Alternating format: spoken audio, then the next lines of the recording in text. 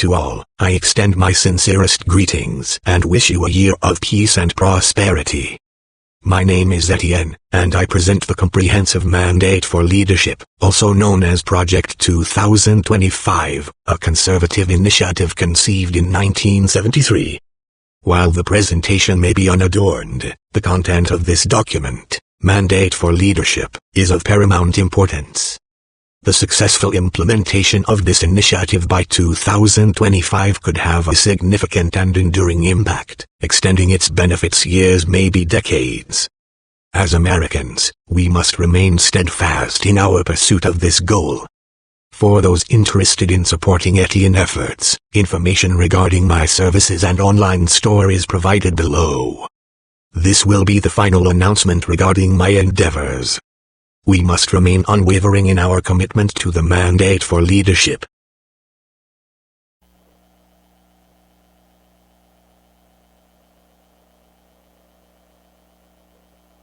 Mandate for leadership, the conservative promise anew.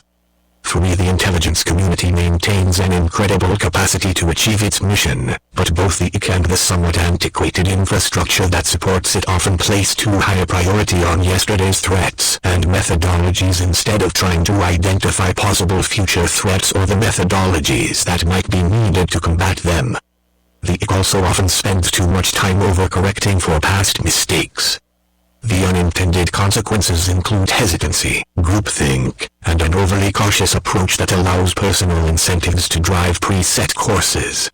The IC must be perceived as a depoliticized protector of America's civil rights and security. The American people are understandably frustrated by the fact that those who abuse power are rarely held to account for their actions. This must change, beginning with leadership that is both committed to ensuring that these agencies faithfully execute the laws of the land under the Constitution and resolved to punish and remove any officials who have abused the public trust. The IC must also start to look forward, not backward. A concerted, disciplined, leadership-led initiative must be undertaken to refocus and shift IC prioritization, funding, and authorities to new and emerging threats, technologies, and methodologies if the United States is to prevail against its global adversaries. For unfortunately, America's major strategic threat is a nation-state peer and possibly ahead of the U.S. in strategic areas. An incoming president must understand that today's intelligence competition could well require analyzing technologies the U.S. does not have or compartmentalizing certain information as was done during the Cold War because of intelligence penetration. A future president's ability to drive the resources needed to defeat another nation-state giant should therefore be the focus of near-term IC reforms. Office of the Director of National Intelligence, ODNI. The ODNI was established in the aftermath of the attacks on 9/11 and intelligence failures leading up to the 2003 U.S. war in Iraq. The office and its functions stem from authorities established under executive orders promulgated by President George W. Bush in 2004, followed by statutory authorizations in the Intelligence Reform and Terrorism Prevention Act of 2004, IRTPA. 5 proponents of an ODNI hoped to establish reforms similar to the Goldwater-Nichols Department of Defense (DoD) reforms of the 1980s, which identified recurring problems within DoD's command and control architecture and led to unified combatant commands with the chairman of the Joint Chiefs of Staff as the senior ranking member of the armed forces and principal military advisor to the president. The ODNI was envisioned as a small but powerful coordinating agency led by Director of National Intelligence (DNI). As the President's principal intelligence advisor, the DNI would lead and provide oversight of the President's intelligence authorities while wielding a cudgel, budget and appointment intelligence community authorities, to break institutional silos that had caused past intelligence integration failures. Originally envisioned by the 9/11 Commission as a strengthened, authoritative position, the final congressionally negotiated product signed by President Bush has led to ambiguous and vague authorities that are dependent on who is selected as DNI and Central Intelligence Agency (CIA) Director and their level of support from the White House and National Security Council (NSC). 9/11 Commission Executive Director Philip Zelikow warned in a 2004 hearing that creating a new agency lacking any existing institutional base would require authorities at least as strong as those we have proposed, or else it would create a bureaucratic fifth wheel that would make the present situation even worse. 6. The ODNI has become that bureaucratic fifth wheel about which Zelikow warned.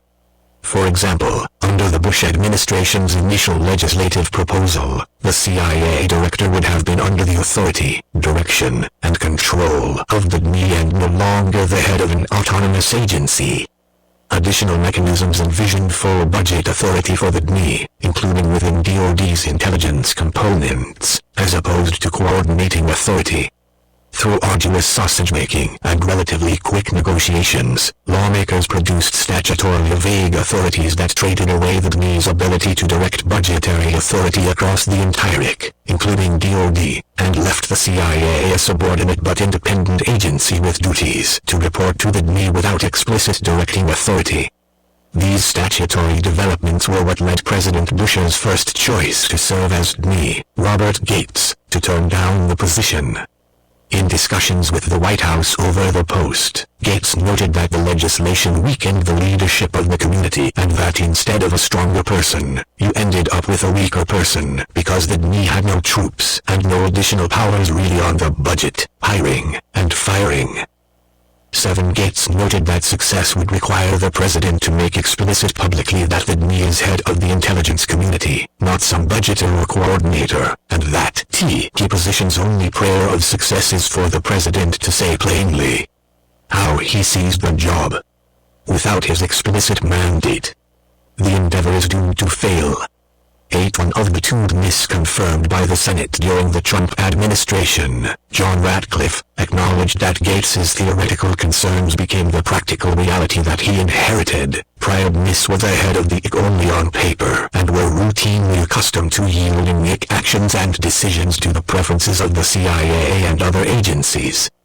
My ability to begin reversing that capitulation was accomplished solely because President Trump made it repeatedly clear to the entire national security apparatus that he expected all intelligence matters to go through the DNI.9 mandate for leadership, the conservative promise to help further the legislative intent behind IRTPA. DNI Ratcliffe advised during the transition of incoming Biden DNI Avril Haines that the DNI should be the only cabinet-level intelligence official. 10, while his recommendation was adopted and has corrected the previously allowed imbalance by making the DNI the only cabinet official and head of the IC at the table, the ODNI's effectiveness and direction leave much to be desired.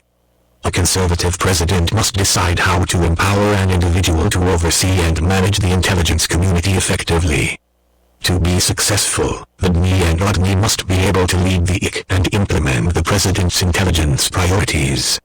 This includes being able to exercise both budget and personnel authority and being able to rely on timely, useful feedback from subordinate components of the IC, many of which are located within other cabinet agencies. The ODNI needs to direct, not replicate in-house, the other IC agencies' analytic, operational, and management functions. Considerations like mismanagement of human resources, joint duty assignments, and accelerated growth in senior personnel can cause a president to dictate to his incoming DNI a desire to slash redundant positions and expenditures, while simultaneously giving the DNI the authority to drive necessary changes throughout the IC to deal with the nation's most compelling threats, including those emanating from China. As John Ratcliffe has noted, these are essential to the DNI having the abilities and authorities to effectively direct, coordinate, and tackle the immense national security challenges ahead for the intelligence community as intended under IRTPA.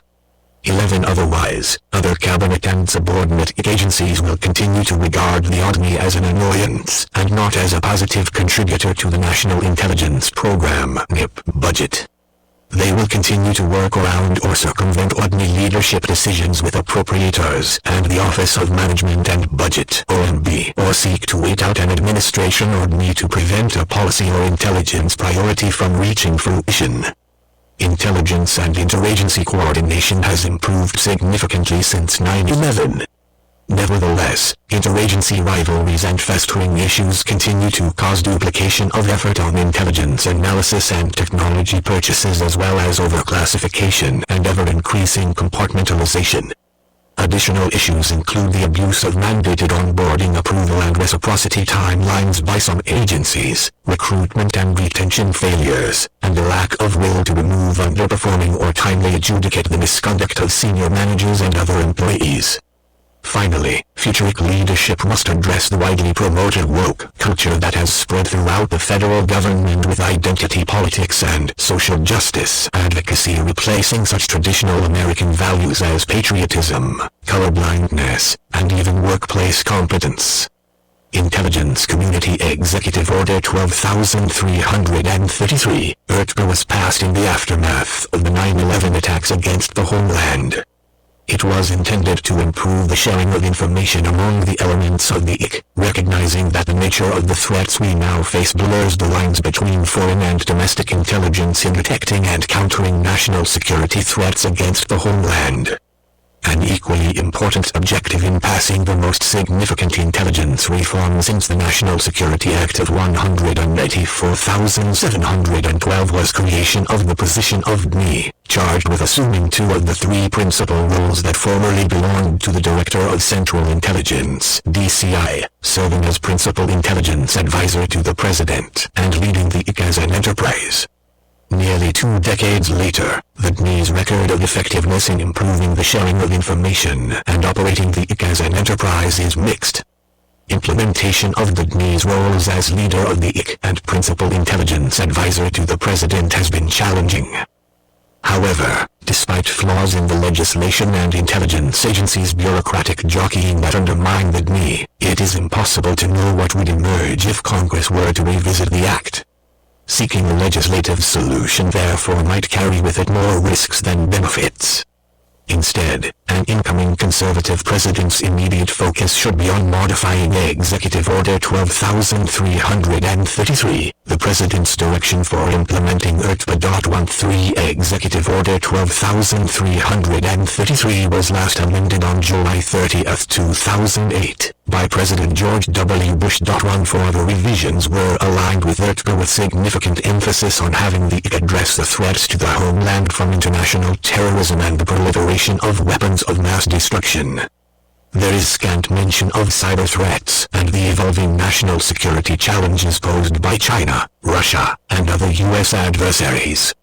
By extension, the revised order fell short of stipulating how the DNI would execute his authority to organize the IC in a manner that improves the delivery of timely intelligence to a wide array of customers. Executive Order 12333 should be amended to take account of the changing landscape of threats and improve the functional aspects of America's intelligence enterprise. To that end, a revised order should address the threats to the United States and its allies in cyberspace. These threats range from cyber warfare to information operations. The amended order should clearly delineate the roles and responsibilities of the various U.S. government cyber missions, including the recently created National Cyber Director's Office and power centers at the NSC, while protecting the privacy and civil liberties of U.S. citizens. Under the DNI's direction, the cyber mission should explicitly identify how information in the cyber domain will be shared promptly with the warfighters, from law enforcement agencies to the broader IC and state, mandate for leadership, the conservative promise local, and tribal elements. The order should consider stipulating what to do with DoD cyber agencies, most notably the NSA, in terms of strategic, for example, the President and the DNI, versus tactical support, for example, support for the warfighter, in conjunction with ongoing congressionally mandated reviews of the future dual-hatted relationship. It'll enhance the DNI's role in overseeing execution of the National Intelligence Program budget under the President's authority. This should be done in a manner that is consistent with Congress's intent as embodied in IRTPA. Under the executive order as written today, the DNI shall oversee and direct the implementation of the National Intelligence Program.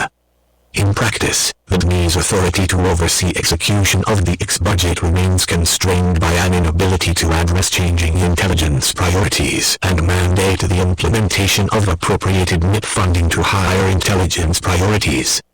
The DNI should have the President's direction to address emerging but catastrophic threats such as those posed by bioweapons. clarifying how much budget authority the DNI has in conjunction within the limits of congressional appropriations with OMB and IC member cabinet officials to move around money and personnel is crucial, but positions will not always be fungible. It will probably be necessary to hold DIC leadership accountable at intransigent agencies and to restructure areas through executive orders in close conjunction with OMB, as needed. L. Clarify the DNI's role as leader of the IC as an enterprise in building the IC's capabilities around its open source collection and analytic missions. The exponential growth in open source information, often called a SINT, is not disputed. In the IC, the use of publicly available information, notwithstanding the authorities within ERT before the DNI to manage a SINT, remains disaggregated. The explosion of private sector intelligence products and expertise should signal to IC leadership that duplicative efforts are unnecessary and that limited resources should be focused on problematic collection tasks. The IC should avoid duplication of what is already being done well in the private sector and focus instead on complex questions that cannot be answered by conventional and frequently increasing numbers of commercial tools and capabilities. If necessary, for lack of results from the National Open Source Committee, the DNI should appoint the Principal Deputy Director of National Intelligence, PDDNI, as chairman to prioritize and promote accountability for the IC's 18 agencies toward this effort. Intelligence Community L. Prioritize security clearance reform. Security clearance reform has made significant progress under Trusted Workforce 2.0, a government-wide background investigation reform that was implemented beginning in 2018 with the goal of creating one system with reciprocity across organizations. This included allowing movement from periodic re-investigations toward a continuous vetting (CV) program with automated records checks, adjudication of flags, the mitigation of personnel security situations before they become a larger problem, or the suspension or revocation of clearances. 15. However, human resources onboarding operations in major agencies such as the CIA, FBI, and NSA remain to be resolved. As an executive agent for security clearances, the DNI must require results from agencies that resist implementation, enforce the 48-hour reciprocity guidance, and target human resources operations that fail to attract and expediently onboard qualified personnel. Additional carrots and sticks from executive order reform language, including moving the Security Services Directorate from NCSC to DNI with elevated status, may be necessary. It is unacceptable for agencies to hinder opportunities for cross-agency assignments, use public-private partnerships inefficiently because of constraints on the transferability of security clearances, and lose future talent because of extraordinary delays in back-end operations. Proper vetting to speed the onboarding of personnel with much-needed expertise is vital to the IC's future. L. Ensure the DNI's authority. The DNI's authority should be similar to an orchestra conductor's. An incoming conservative president will appoint whomever he chooses as DNI, but there should be agreement between the incoming DNI and president with advice and counsel from the Presidential Personnel Office on selecting positions overseen by the DNI throughout subordinate agencies, as well as concurrence by relevant cabinet officials and the CIA. This exists by executive order, but many presidents, POs, and cabinet agency heads do not follow executive order guidance and necessary norms. The importance of trust, character, and the ability to work together to achieve a joint set of intelligence goals established by the president cannot be overstated. It is a mission that can be accomplished only with the conductor and his orchestra playing in sync. L. Provide additional support for such economic and supply chain-focused agencies as the Department of Commerce. Information sharing and feedback can help sub-agencies like the Commerce Department's Bureau of Industry and Security to improve their understanding of the mandate for leadership, the conservative promised threat from China, and thereby counter it more effectively. They can also aid the development of export control mechanisms and potential outbound investment screening where necessary. Brief, specific governance language should be considered that would apply counter-terrorist authority models to the broader functions of the U.S. government insofar as they are needed to counter 21st century nation-state threats. The success of any DNI rests with support from the President. Any revised Executive Order 12,333 must serve to express unequivocal support for the DNI in executing the mandates that an amended order would provide. Central Intelligence Agency, CIA. The CIA is a foreign intelligence collection service tasked with collecting human intelligence, providing all source intelligence analysis and reporting, and conducting covert action when required to do so by the President. The CIA has its roots in the Office of Strategic Services, OSS, which the United States established during World War II as a paramilitary and intelligence collection organization. After World War II, President Harry Truman disbanded the OSS, and the CIA was established in law by the National Security Act of 1947. As with every agency in government, the president's election sets a new agenda for the country. Public servants must be mindful that they are required to help the president implement that agenda while remaining apolitical, upholding the Constitution and laws of the United States, and earning the public trust. The president requires a CIA that provides unbiased and apolitical foreign intelligence information and, when necessary, can act capably and effectively on any covert action findings. Executing the mission. The CIA's success depends on firm direction from the President and solid internal CIA director-appointed leadership. Decisive senior leaders must commit to carrying out the President's agenda and be willing to take calculated risks. Therefore, the next President-elect and incoming Presidential Personnel Office should identify a director nominee who can foster a mission-driven culture by making necessary personnel and structural changes. The President-elect should choose a deputy director who, without needing Senate confirmation, can immediately begin to implement the President's agenda. This includes halting all current hiring to prevent the burrowing in of outgoing political personnel. Additional appointees should be placed within the agency as needed to assist the director in supervising its functioning. Intelligence community. The director and deputy director should request briefings on all CIA activities and presence overseas, as well as any CIA-controlled access programs and existing covert action findings, without exception. The director and deputy director should meet with all directorates and mission centers, prioritizing those that are aligned most closely with the President's priorities and calibrating collection and operations based on the President's intelligence requirements. This includes any areas where the CIA might be conducting its own diplomacy parallel to official State Department policy. It must be clear that the CIA's liaison relationships overseas must follow and not contradict those set at the policy level by the President through the State Department. The other principal offices responsible for executing the CIA's mission include the Directorate of Operations, Directorate of Analysis, Directorate of Science and Technology, Directorate of Support, and Directorate of Digital Innovation.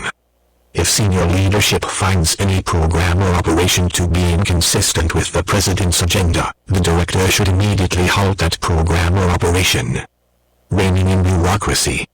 The CIA's bureaucracy continues to grow. Because mid-level managers lack accountability, there are areas in which personnel are not responsive to any authority, including the President. The President should instruct the director to hire or promote new individuals to lead the various directorates and mission centers. This new crop of mid-level leaders should carry out clear directives from senior CIA leadership, which means more accountability and new ways of thinking to benefit the mission. In addition, the President should task the director with significantly broadening recruitment, expediting onboarding practices, and shifting resources away from headquarters, including terminal generalist GS 15 seconds when OPM buyouts, forced rotations, or up-and-out personnel policies are set for particular positions. The CIA must find creative ways to align mission requirements with hiring needs, recruit diverse sets of individuals with unique backgrounds, and become more open to hiring private sector experts directly into senior positions. In addition, the director should break the cabal of bureaucrats in D.C. by permanently moving various directorates, such as Support and Science and Technology, out of Virginia and possibly open campuses outside of D.C. where analysts and other experts could contribute virtually. Redirecting resources. Certain CIA employees and officers have focused on promoting divisive ideological or cultural agendas and fostering a damaging culture of risk aversion and complacency. As soon as possible, the director should divert resources from any activities that promote unnecessary and distracting social engineering. The director should implement changes in promotion criteria mandate for leadership, the conservative promise that reward individuals for creative thinking and quality of recruitments and products rather than numeric metrics or the achievement of benchmarks that are not essential to the mission. Not all careers in espionage are created equal, and the director should incentivize and reward applicants who are willing to accept high risks over those who are climbing the ranks simply by doing business as usual. The director should refocus the CIA to an OSS-like culture and mandate that all CIA employees acquire, as a condition of securing senior GS-14+ rank, additional or enhanced language skills, technical or cyber expertise, or field training or serve in overseas assignments. Covert action. Covert action can be a valuable tool in helping further the president's foreign policy agenda if implemented in concert with other forms of government power. As codified in the U.S. Code, the term covert action means an activity or activities of the United States government to influence political, economic, or military conditions abroad, where it is intended that the role of the United States government will not be apparent or acknowledged publicly. 16. The President initiates a covert action with a written finding that explains why such an action is necessary to support identifiable foreign policy objectives of the United States and is important to the national security of the United States. 17. The statute assumes the President will use the CIA as the principal action element to achieve the objectives of covert action findings. However, the President need not feel constrained to utilize only the CIA. EIC findings shall specify each department, agency, or entity of the United States government authorized to fund or otherwise participate in any significant way in such action. 18. For example, the Department of Defense maintains certain clandestine capabilities under Title 10 authorities that may resemble but far exceed in scale similar capabilities outside of DoD. Generally, such DoD capabilities can be employed outside a combat theater only if they are determined to be traditional military activities. In practical terms, this means that many DoD capabilities, including those in the space and cyber domains, can be employed only after the initiation of armed conflict. 19 Given the range of global threats the United States faces today, the President should consider whether DoD's complete set of capabilities should be used to support potential covert actions. The problem, unfortunately, is that certain elements in the State Department, IC, and DoD trade on risk aversion or political bureaucracy to delay execution of the President's foreign policy goals. A future conservative president should therefore identify individuals on the transition team who are familiar with the implementation of covert action with a view to placing them in key NSC, CIA, ODNI, and DoD positions. These knowledgeable teams can assist in any review of current covert actions and, potentially, planning for new actions. Intelligence community. Immediately after the inauguration, the President should task the NSC's Senior Director for Intelligence Programs with conducting a 60-day review of any current covert action findings, including their effectiveness, evaluating new covert actions that might be needed to implement the President's foreign policy goals, and reporting back to the President. Such an assessment should be conducted independently of the agencies responsible for the actions under review. As part of the review, the Senior Director for Intelligence Programs should identify which departments or agencies, such as the CIA or DoD, are best equipped to achieve the objectives set out in new and existing findings. After the 60-day review, the President should demand creative thinking and a clear strategy as to how covert action fits within the President's broader foreign policy strategy, to include possibly modifying or rescinding any current findings, drafting new findings, and streamlining or eliminating needless bureaucracy, particularly at state, to facilitate more expeditious decisions on tactical covert action. Careful thought should be given to the metrics by which the effectiveness of covert action programs will be measured to ensure the appropriate use of government resources and to guard against the possibility of covert actions being used with little scrutiny in ways that are inconsistent with overt foreign policy goals. ODNI and CIA Organizational Recommendations. The ODNI and CIA operate under authority provided by the Central Intelligence Agency Act of 1949-20, which means they have greater latitude than the rest of the federal government with respect to the hiring and firing of personnel. Both organizations and other areas of the IC have struggled from a human resources and talent management standpoint to recruit, onboard, and maintain personnel in a timely fashion to fill the IC's ever-changing needs. At a time when the intelligence community needs significantly more personnel with the proper technical, language-capable, and diverse backgrounds, including applicants from elements of the business community, the incoming directors of both agencies need to make this effort a top priority. Past NIST chiefs of staff and additional front office staff historically have come from outside the IC, commonly under a misconstrued staff reserve structure that is intended to avoid a Schedule C designation within the IC. The director should handpick qualified, properly cleared personnel for front office and managerial leadership positions, such as the DNI's chief of staff and heads of legislative affairs and strategic communications, to oversee those divisions with career IC staff reporting to them. The incoming DNI and CIA director should also consider changes in the Senior National Intelligence Service (SNIS/Senior Intelligence Services (SIS). Senior officers should be required to sign mobility agreements that allow ODNI and CIA leadership to move them within the IC every 2 years if necessary.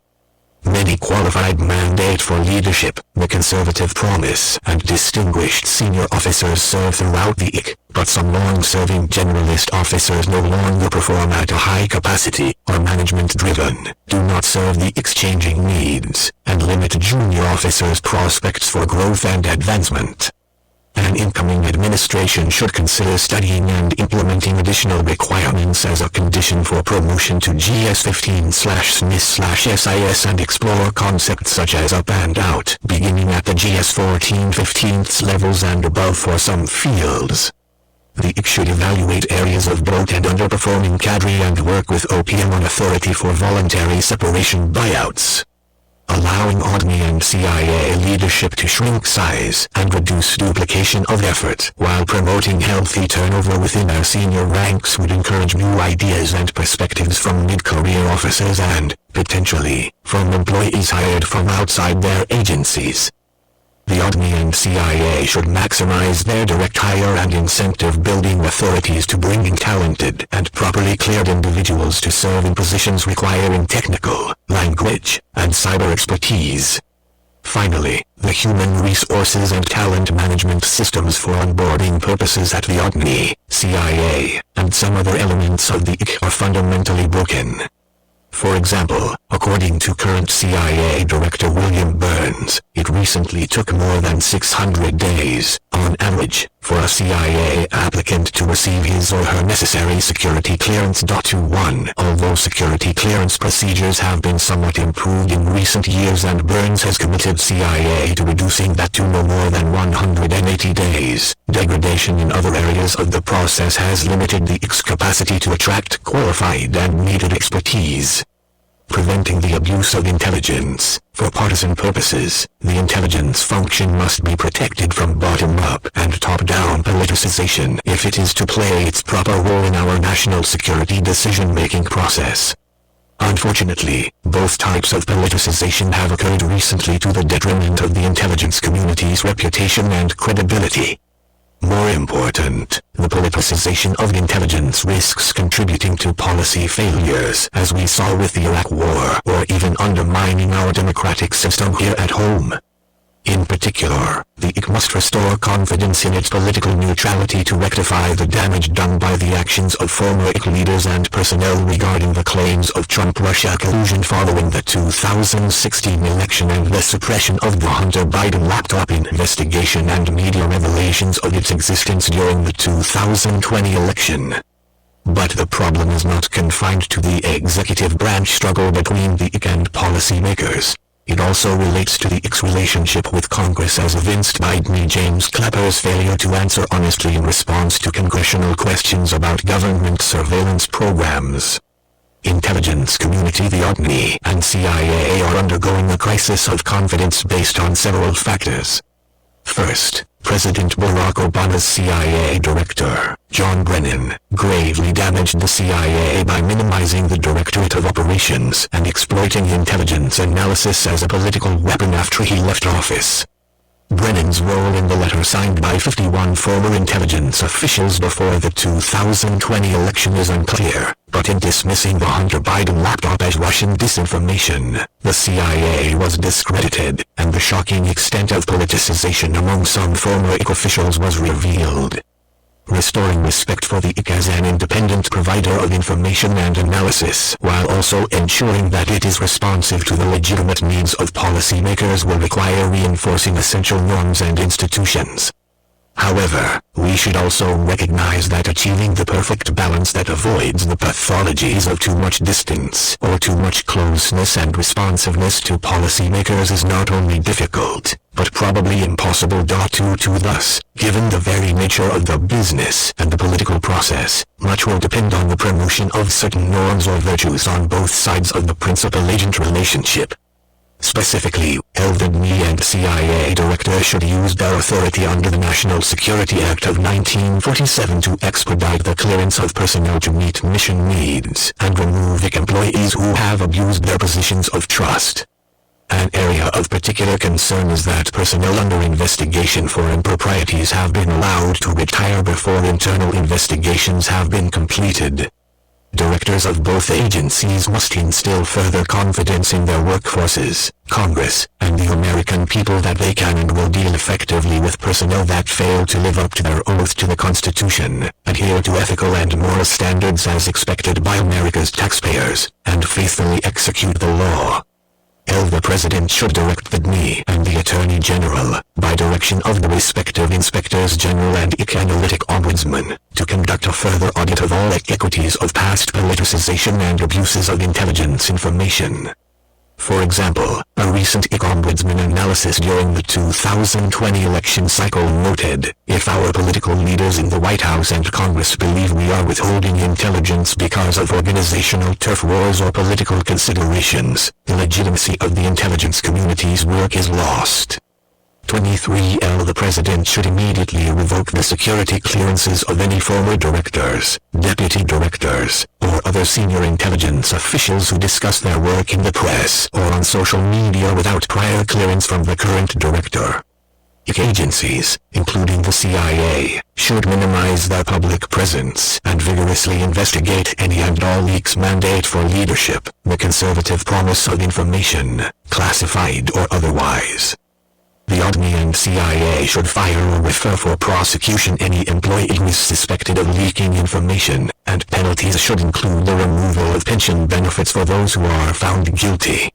Additional tools are needed to prevent leaked intelligence from being used as a weapon in policy debates by IC leaders or decision-makers in the executive branch or Congress. In addition, the Department of Justice should use all of the tools at its disposal to investigate leaks, and should rescind damaging guidance by Attorney General Merrick Garland that limits investigators' ability to identify records of unauthorized disclosures of classified information to the media. Personnel have sufficient access to legitimate whistleblower claims under protections provided by Inspectors General and Congress. The Director and IC must prioritize hiring additional counterintelligence and security personnel to assist in this effort. Military and civilian IC training should include stronger emphasis on the norm of political neutrality, including a mandatory course on professionalism and repercussions for abuse in the execution of duties in all degree programs at the National Intelligence University. Intelligence leaders need to model norms of neutrality and respect for the decision-making authority of the President, appointed officials, and Congress. This includes building trust with key decision-makers by not using their positions and privileged access to information to influence policy-making indirectly or directly in an inappropriate fashion, especially by engaging in threat inflation. IC leaders should practice extreme restraint in engaging with the public and the media. They should seek to work in the shadows rather than in the limelight. Potential restrictions on such appearances could supplement this norm, preventing political leaders from using IC officials to support an administration position as they do with military leaders. Retired IC leaders should similarly support the neutrality norm by not becoming public figures. Congress should not use IC leaders as pawns in policy struggles with the president or the other party during their appearances before committees of the House and Senate. While Congress has a proper oversight role, it should distinguish between information that needs to be public and information that should be discussed in private with members of the IC. ADMI should call balls and strikes to those on both sides of the aisle on Capitol Intelligence Community Hill who attempt to weaponize the use of selective intelligence to feed political narratives. Political leaders should avoid manipulation by appointment, a practice by which intelligence leaders are selected for their policy views or political loyalties instead of their skilled expertise. 2. Presidents should also avoid public rebukes and pressure from the intelligence profession, which can include intimidation and bullying, to shape IC analysis. This will be easier if IC leaders live by the norms of neutrality and thus are not seen as political actors, for whom political responses are deemed necessary. Intelligence leaders and professionals should never cook the books for presidents or change or shape their analysis to preserve access or status. 25 Foreign Intelligence Surveillance FISA. A future president should understand the importance of FISA 26 while also seeking reforms and accountability for any abuses of its authorities. When discussing FISA and what changes may need to be made, it is important to note and recognize that there are stark differences among the individual FISA authorities. Section 702 of FISA, for example, allows the IC to target foreign terrorists, spies, cyber hackers, and other bad actors, but only if they are non-U.S. persons when their communications pass through the United States. While this authority may lapse if Congress does not resolve the issue by the end of 2023, Section 702 should be understood as an essential tool in the fight against terrorism, malicious cyber actors, and Chinese espionage. These are two major national security priorities for an incoming president, and it is imperative that the need to use properly maintained and accountable authorities to counter these challenges be recognized. Section 702 is a vital program that often provides the lion's share of intelligence used in the President's Daily Brief (PDB). 27 An independent review by the Privacy and Civil Liberties Oversight Board (PCLOB) found that it was not abused. Nevertheless, Congress should review the PCLOB's upcoming 2023 report to help it determine whether any reforms or codification of recent administrative changes in FISA processes are needed. Other authorities in Title I and Title III, often referred to as traditional FISA, have elicited valid concerns about the politicization of the intelligence collection authority in recent years.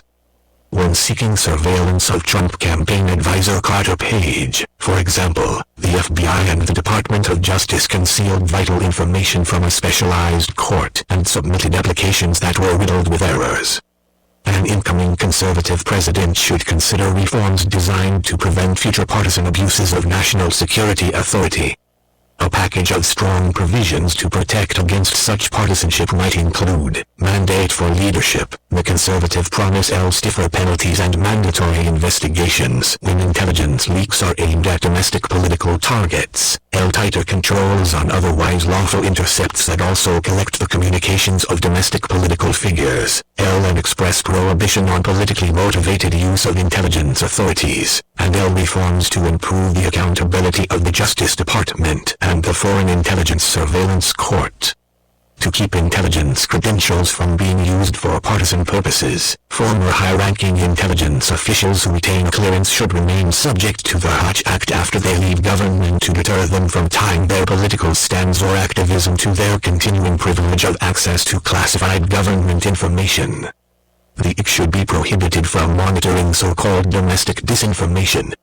Such activity can easily slip into suppression of an opposition party's speech, is corrosive of First Amendment protections, and raises questions about impartiality when the IC chooses not to act. China-focused changes, reforms, and resources, the term whole of government, is all too frequently overused, but but in responding to the generational threat posed by the Chinese Communist Party. That is exactly the approach that our national security apparatus should adopt. CIA Director William Burns has formally established a China Mission Center focused on these efforts, but it can be successful only if it is given the necessary personnel, cross-community collaboration, and resources. That is uncertain at this point, and just how seriously the organization is taking the staffing of the center is unclear. A critical strategic question for an incoming administration and its leaders will be, how, when, and with whom do we share our classified intelligence? Understanding when to pass things to liaisons and for what purpose will be vital to outmaneuvering China in the intelligence sphere. Questions for a president will include, L. What is our overarching conception of the adversarial relationship and competition?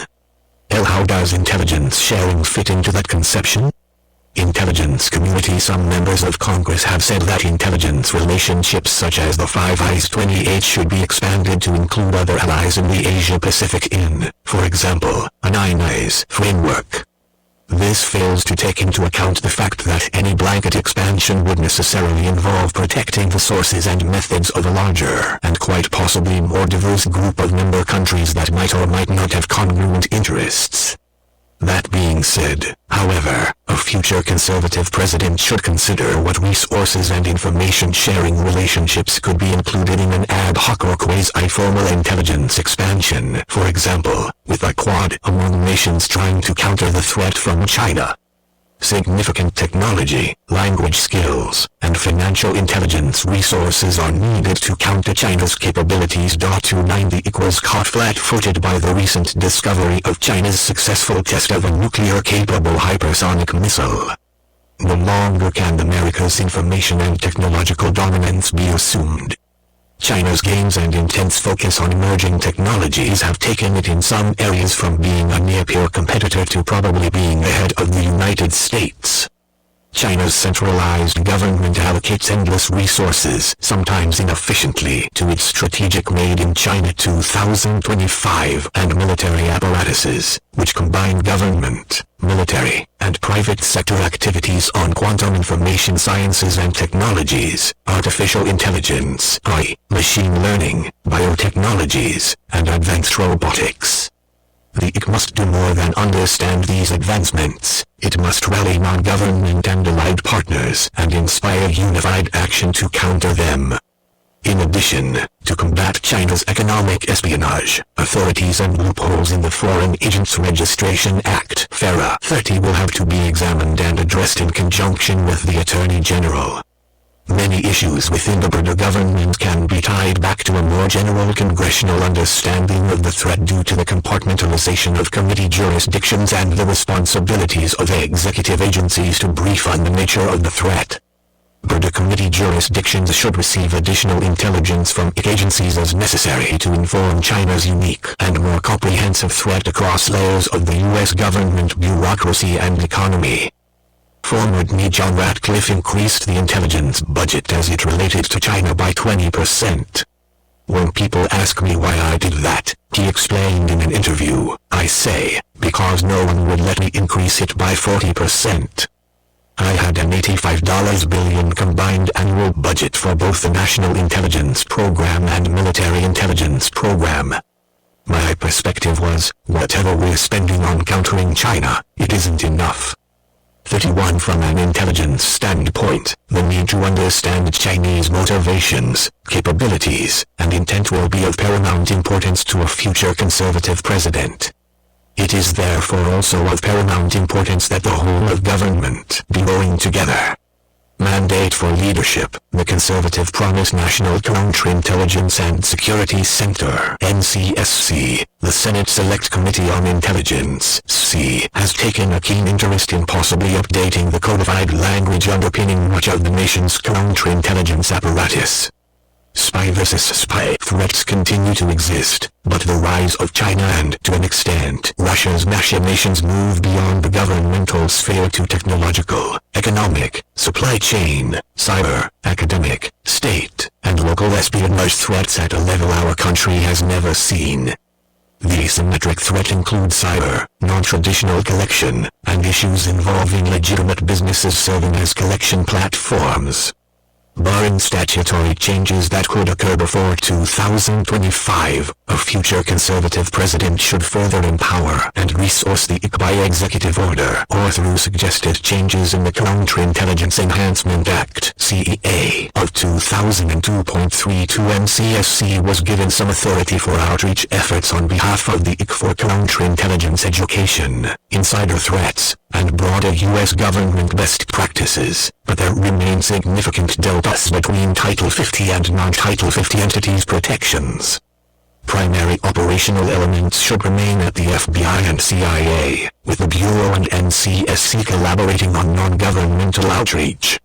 While there is no need to create a separate agency, a future president and me should amplify NCSC's authorities and roles with respect to counterintelligence strategy, policy, outreach, and governance, including supporting necessary joint duty assignments for FBI and CIA personnel. At the same time, the FBI requires significant additional resources and legal authorities to fulfill its statutory role as the lead operational counterintelligence agency in dealing with the ever-growing threats posed by our adversaries. The CEA should be updated to include foreign espionage efforts aimed at universities, corporate America, technology companies, research institutions, and academia must be willing, educated partners in this generational fight to protect our national security interests, economic interests, national sovereignty, and intellectual property, as well as the broader rules-based order, all while avoiding the tendency to cave to the left-wing activists and investors who ignore the China threat and increasingly dominate the corporate world. Reinstitution of the National Security Higher Education Advisory Board and the National Security Business Alliance Council should be prioritized with leadership from the NCSC, the FBI, or a combination of both entities. When the CCP steals at least $400 billion minus $600 billion in intellectual property each year, it is time to devote some strategic thinking to exactly how and to what degree counterintelligence efforts can help to protect America's commercial endeavors. If Chinese strategic technology gains are happening almost entirely in transnational commercial space, for example, and the private sector is also gathering and analyzing some critical intelligence, these essential data points should assist in national-level counterintelligence efforts. Intelligence Community. The NCSC was created in the aftermath of 9/11 as the Terrorist Threat Integration Center, TIC, which later became the National Counter-Terrorism Center, NCTC, pursuant to President George W. Bush's Executive Order 13,354.33. The NCTC was an organization of approximately 36 detainees from across the U.S. government with a mandate to integrate counter-terrorism intelligence and missions, including terrorist screening. Eventually, in November 2014, the Director of National Intelligence, DNI, established NCSC by combining the Office of the National Counterintelligence Executive with the Center for Security Evaluation, the Special Security Center, and the National Insider Threat Task Force, to effectively integrate and align counterintelligence and security mission areas under a single organizational construct. The Director of NCSC serves in support of the DNI's role as Security Executive Agent, SECIA, to develop, implement, oversee and integrate personnel security initiatives throughout the U.S. government. 3.4 NCSC has added value in such areas as fusing cross-community intelligence for terrorism watchlisting purposes and improving information sharing while carrying roughly half of the overall cadre for the DNI. An incoming administration should focus NCTC on integrative tasks, many of which cannot be carried out elsewhere in the IC, but should not use personnel and resources for redundant analyses that duplicate the work of such other IC entities as the FBI and CIA. Additional areas for reform: analytical integrity. The tradecraft of intelligence analysis is mostly a collection of lessons learned over decades about what works and does not work in the profession, whose high-stakes work is performed by thousands, but that also bears little outside scrutiny and provides few metrics by which to gauge success or failure on a regular basis. These lessons have accumulated from the perceived misuse of intelligence by consumers, as was the case with respect to war-related assessments in the Johnson and Bush administrations. Failures such as the failures to warn of the collapse of the Soviet Union and the specific threat of 9/11. Successes in piecing together tactical and often technical puzzles such as estimates of Iranian nuclear program maturation. And strategic victories such as anticipating critical geopolitical developments that have been years in the making. Mandate for leadership. The conservative promise. Historically, this tradecraft has been passed on in the form of unwritten rules learned on the job and in agency-specific training classes, but increasingly since the intelligence reforms of 2004, they have been codified equide under the direction of the Deputy Director of National Intelligence for Mission Integration. A RAND study of U.S. intelligence tradecraft notes that the vast majority of intelligence analysts reside outside the Central Intelligence Agency and do work that is tactical, operational, and current. 35. The study goes on to note that the Defense Intelligence Agency (DIA) has as many analysts as the CIA has, and that the National Security Agency (NSA) has several times as many analysts, as does the National Geospatial Intelligence Agency (UGA), indicating both the breadth of the technical collection and its emphasis both on developing analysts who can interpret secret human or technical intelligence in quick turnaround pieces and on countering tactical, asymmetric threats like terrorism. During the Cold War, however, there was a more balanced analytic focus with greater emphasis on strategic intelligence issues as a means of outcompeting the Soviet Union. This kind of analysis deals not only in secrets, but also in mysteries, making well-founded but ultimately unknowable predictions about future actions by a competitor or adversary. The tradecraft necessary to succeed in strategic analysis requires substantive regional and topical expertise developed over the years to supplement experience in the daily collection and understanding of secrets. Institutionally, it also requires that agencies' analytic processes be open to discussion, debate, and dissent, because analysts must work together to describe a probable range of future outcomes and warn about unproven current threats rather than using the collection to solve a single puzzle with a definitive answer. Regarding its mission to follow longer-term issues, the IC is falling short in resourcing and in openness to dissenting opinions, which, if taken seriously, can help responsible officials respond more effectively to threats and threat actors. The IC Analytic Ombudsman has expressed concern that hyperpartisanship has threatened to undermine the foundations of our republic, penetrating even into the intelligence community. 36. For example, the Ombudsman noted in the report on the IC's handling of election threat analysis in 2020 that, in his view, CIA officials had deliberately downplayed dissenting views and coordination comments expressed by experts at the National Intelligence Council and elsewhere who felt there was evidence of Beijing's intent to exert at least some influence on the 2020 election, as opposed to the consensus view that Beijing did not interfere in U.S. elections. Senior CIA analysts and leaders made it difficult to have a healthy analytic conversation in a confrontational environment while violating multiple official tradecraft standards. By not allowing dissents or considering alternatives, the CIA exercised undue influence on intelligence. 37. Subsequent exposure of China-linked online intelligence community influence and the FBI's warnings about continued efforts through the 2022 midterms highlight the folly of undue certainty without consideration of alternatives. On election influence and other controversial issues, such as the origin of COVID-19, analysts at the most powerful intelligence agencies have increasingly tended to use the leeway they have been given to insert their political views into their work in order to influence, if possibly even control, the analytic process. They do this in ways that attempt to squash dissent and impair the creation of a culture in which entrenched views are challenged and unpopular analytical lines can survive or not according to their merits. To help the United States and its leaders to outcompete China across multifaceted societal, economic, military, and technological threats, the IC's capability to conduct strategic intelligence analysis that is relevant to policymakers in both parties must be rebuilt and strengthened. Because Beijing may appear or even exceed U.S. capabilities in some areas, the post-9/11 analytic focus on quick turnaround secrets is not good enough. Strategic planning, informed by intelligence, must take place for the United States to stay ahead of whatever new threats China may pose.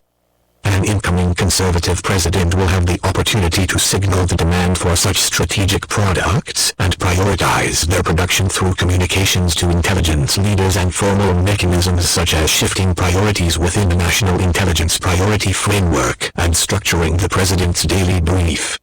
The incoming me should also emphasize implementing the recommendations in the Ombudsman's report, especially regarding objectivity, the inclusion of dissenting viewpoints, and more serious efforts to hold senior leaders accountable for back-channel attempts to change or suppress analytic views. Accounting for the long history of intelligence failures and surprises, an incoming conservative president must appreciate the ambiguity, complexity, limits, and assumptions inherent in intelligence assessments. Intelligence often deals with the human dimension in complex decision systems within a foreign country or organization, and this makes consistently accurate predictions difficult, if not impossible, to develop. Seeing something and understanding what you are seeing are two different things, so a president should consistently and patiently press the issue about its potential biases, assumptions, methodology, and sourcing.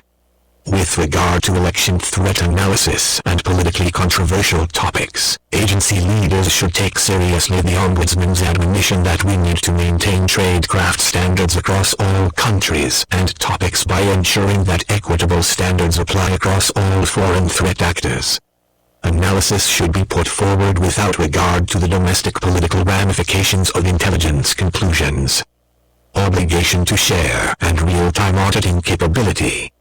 The federal government has made admirable progress in recent years by being more mandate for leadership. The conservative promise forward-leaning in sharing cyber threat intelligence with private sector partners and the public, emphasizing that the protective nature of such information is of value only if put into the right hands at the right time.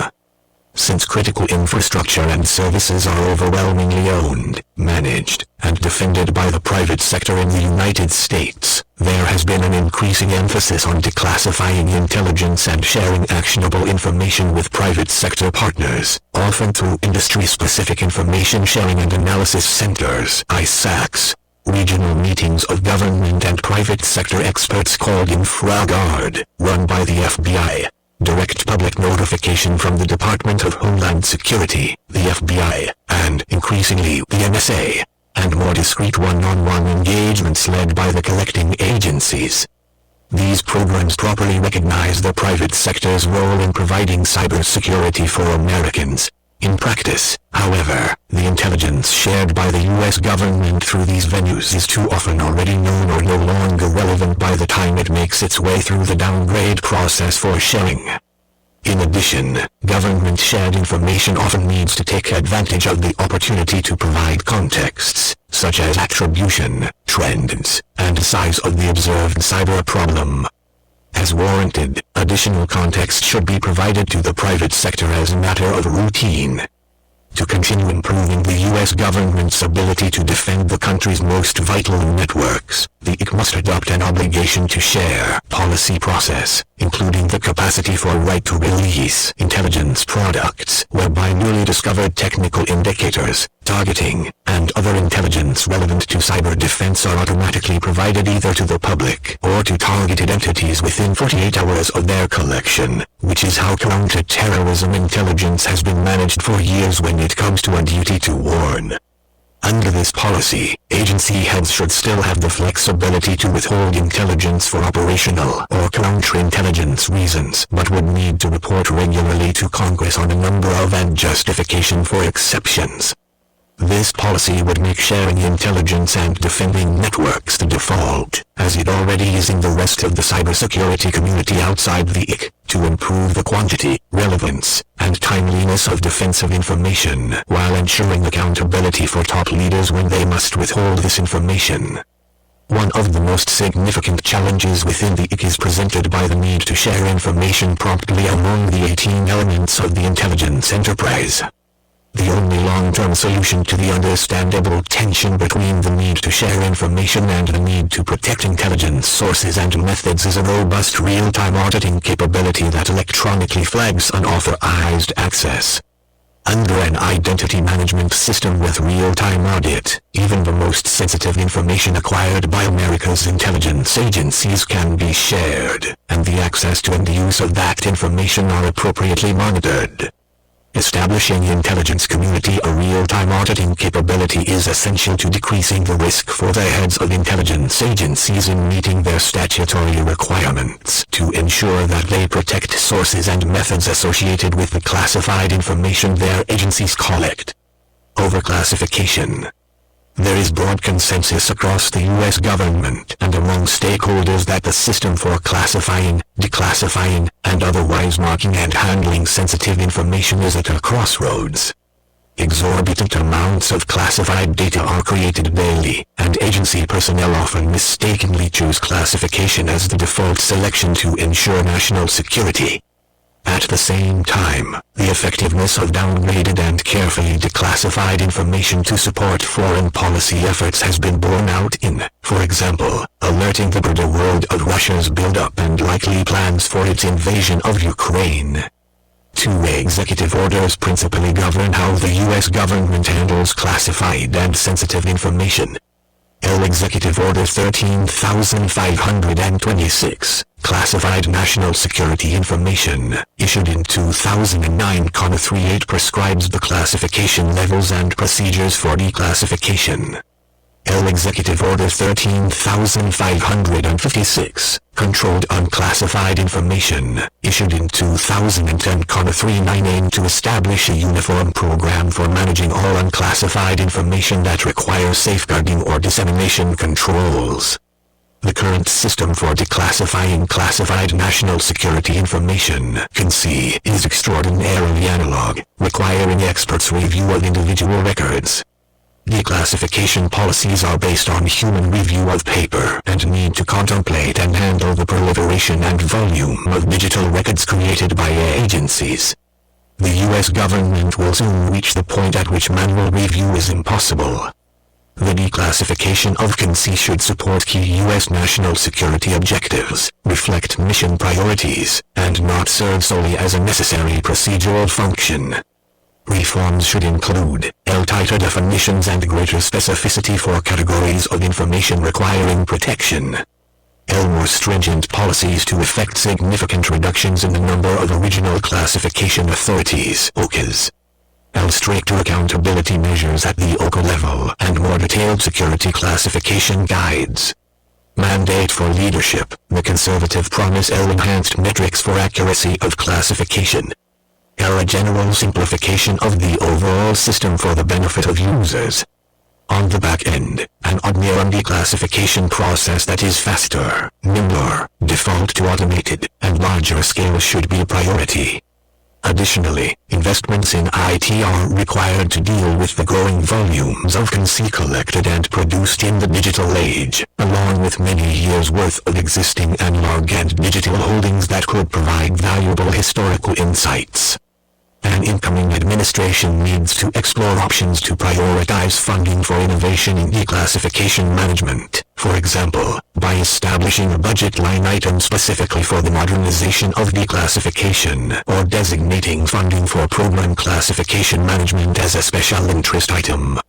The administration will also need to transition to using technology, including tools and services for managing big data, which provide a robust electronic record repository, making information within and across agencies easier to organize and locate and facilitating more rapid review and release capabilities for records of emerging interest. Artificial intelligence/machine learning, which, when incorporated into existing business practices, enables machine interpretation of unstructured text and data, applies decision support technology to enable more consistent classification decisions, and expedites reviews between agencies, and expansion of commercial cloud services, which facilitate the rapid testing and deployment of new tools and technologies. However, technology is not a panacea. Human expertise in information holdings and routine validation of the technology will always be necessary. With or without machine assistance, agencies will require more people and more varied skill sets to improve their ability to meet the electronic records era's classification and declassification demands and serve an incoming administration's goals. Per the U.S. government and its intelligence needs. Increasingly, conflicts among U.S. adversaries such as China, Russia, Iran, and North Korea are conducted in the realms of technology and finance. 40 This challenge requires new tools, authorities, and technological expertise across the U.S. government, particularly at the Commerce Department's Bureau of Industry and Security (BIS) and the Committee on Foreign Investment in the United States (FIAS), which is housed at the Treasury Department. An incoming conservative president should task his ME and Secretary of Commerce with increasing coordination, the resources needed for BIS and SIF capacity, and proper and necessary intelligence sharing to counter the activities of multifaceted adversaries such as China. This would include additional work with private sector expertise, granting clearances to niche sector experts and United States citizen commercial and financial partners as needed. Intelligence community cover in the digital age.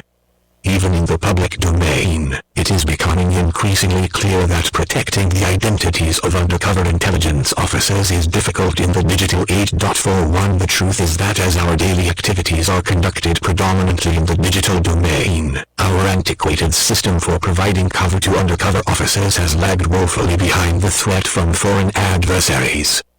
The DIA, CIA, and FBI are increasingly aware of this threat and are diverting resources to the problem. Their back-office infrastructure, however, is such that they are still using methods for providing cover from decades past that put valuable intelligence officers at unnecessary risk.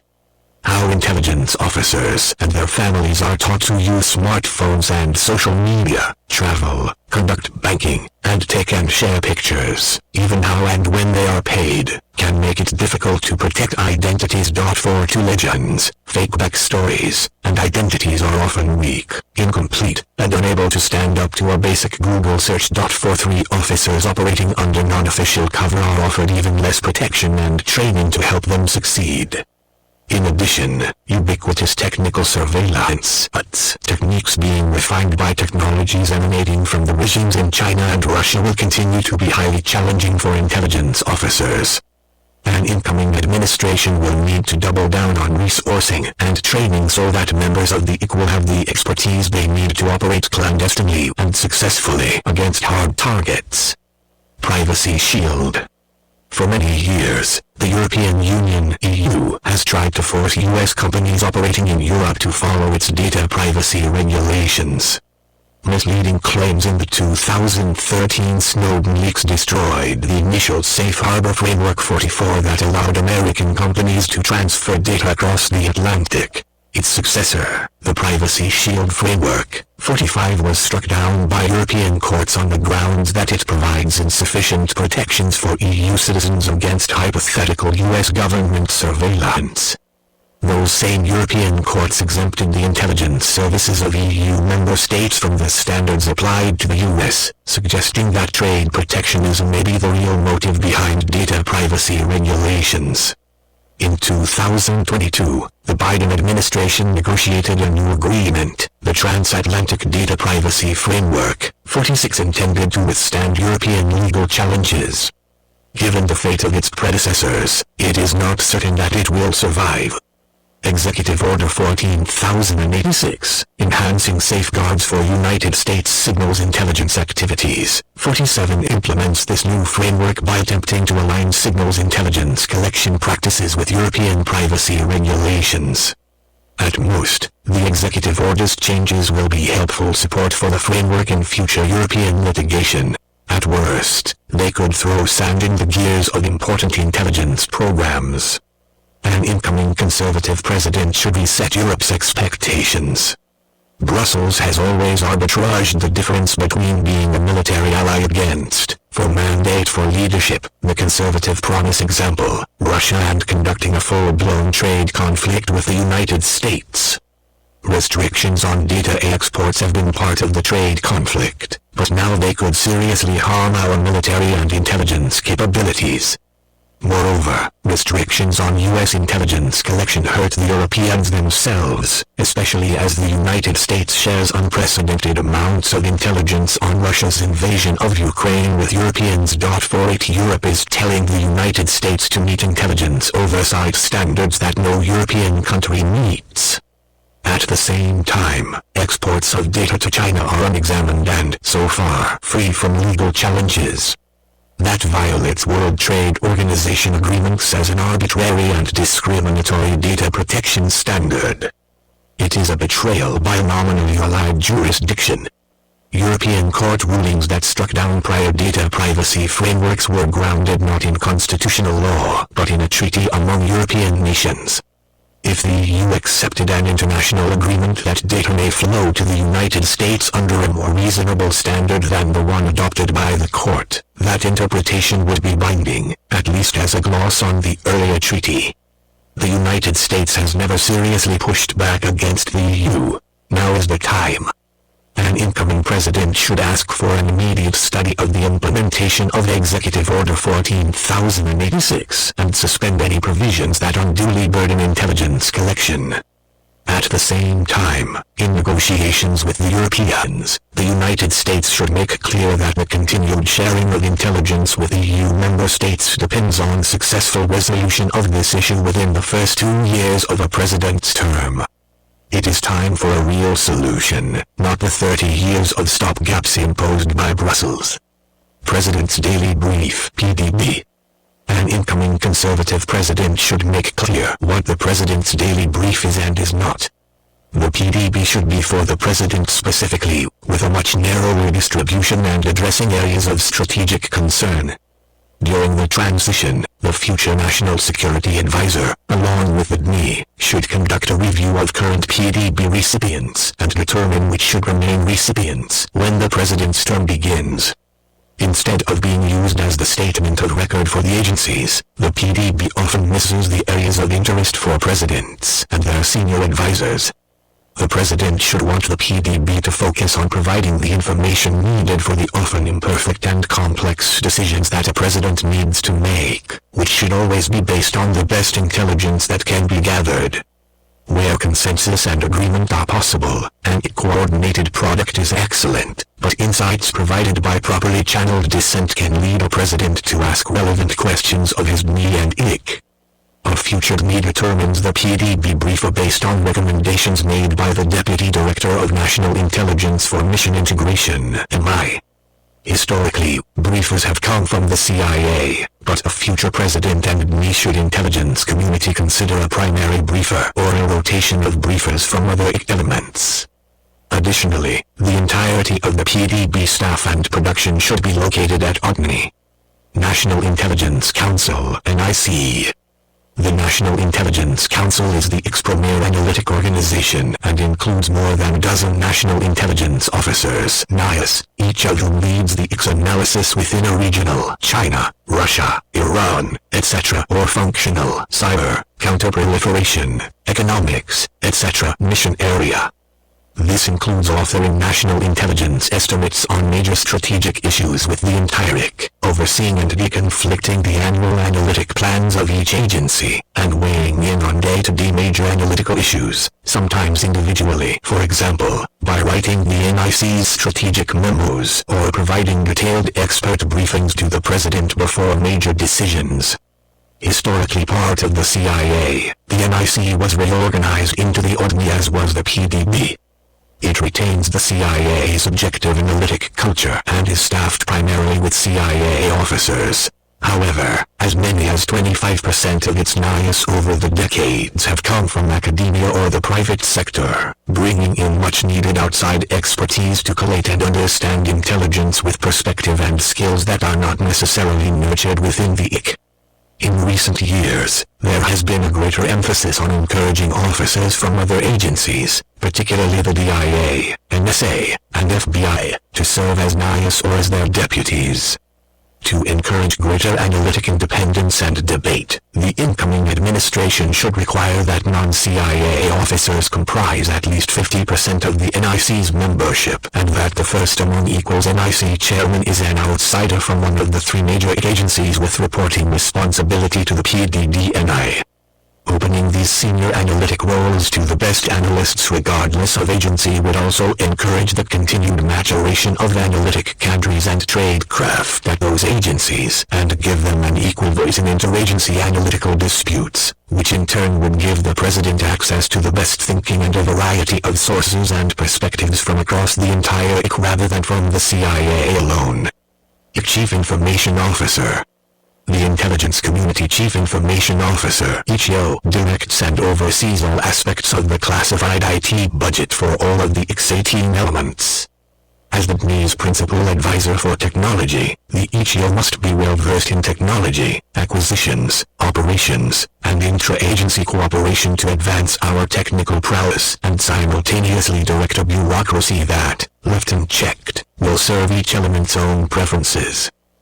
To ensure that procured and implemented technology and policy reflect the administration's agenda, the ICO must have the support of the DNI and possess the ability to command cooperation between and promote interoperability across IC members. Because of the unique responsibilities entrusted to this position, incumbency has seesawed between political appointees and career civilians.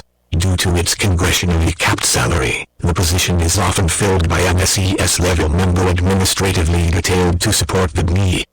At times, the ICO is incorrectly mandate for leadership, the conservative promise referred to as the ODNI CIO.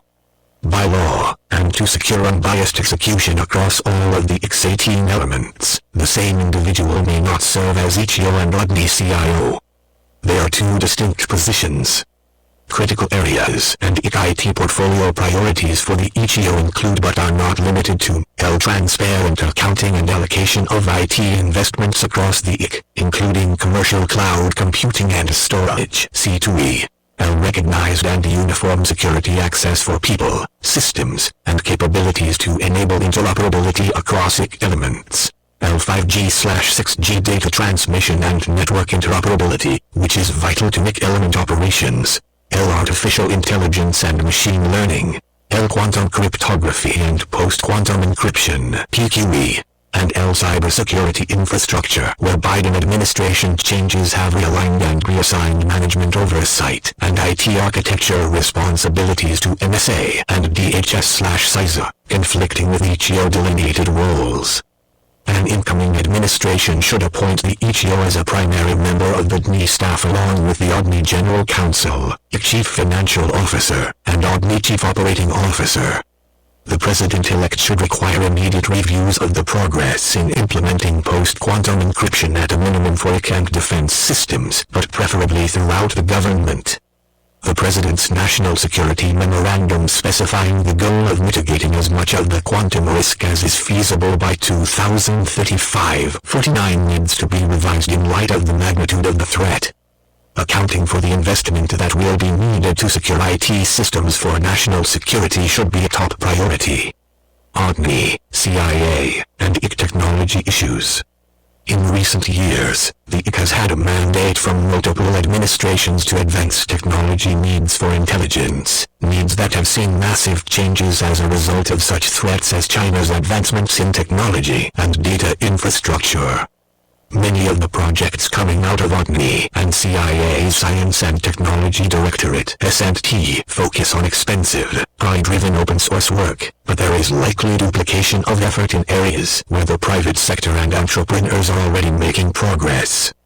Intelligence Community. The Intelligence Advanced Research Projects Activity (IARPA) and S&T should focus primarily on challenging technology problems, avoiding duplication of what is already being done well in the private sector in such areas as practical defense, cyber intelligence, and artificial intelligence research would help to focus the agencies on the complex shadow tasks at hand, while simultaneously freeing limited resources for advancement in other areas.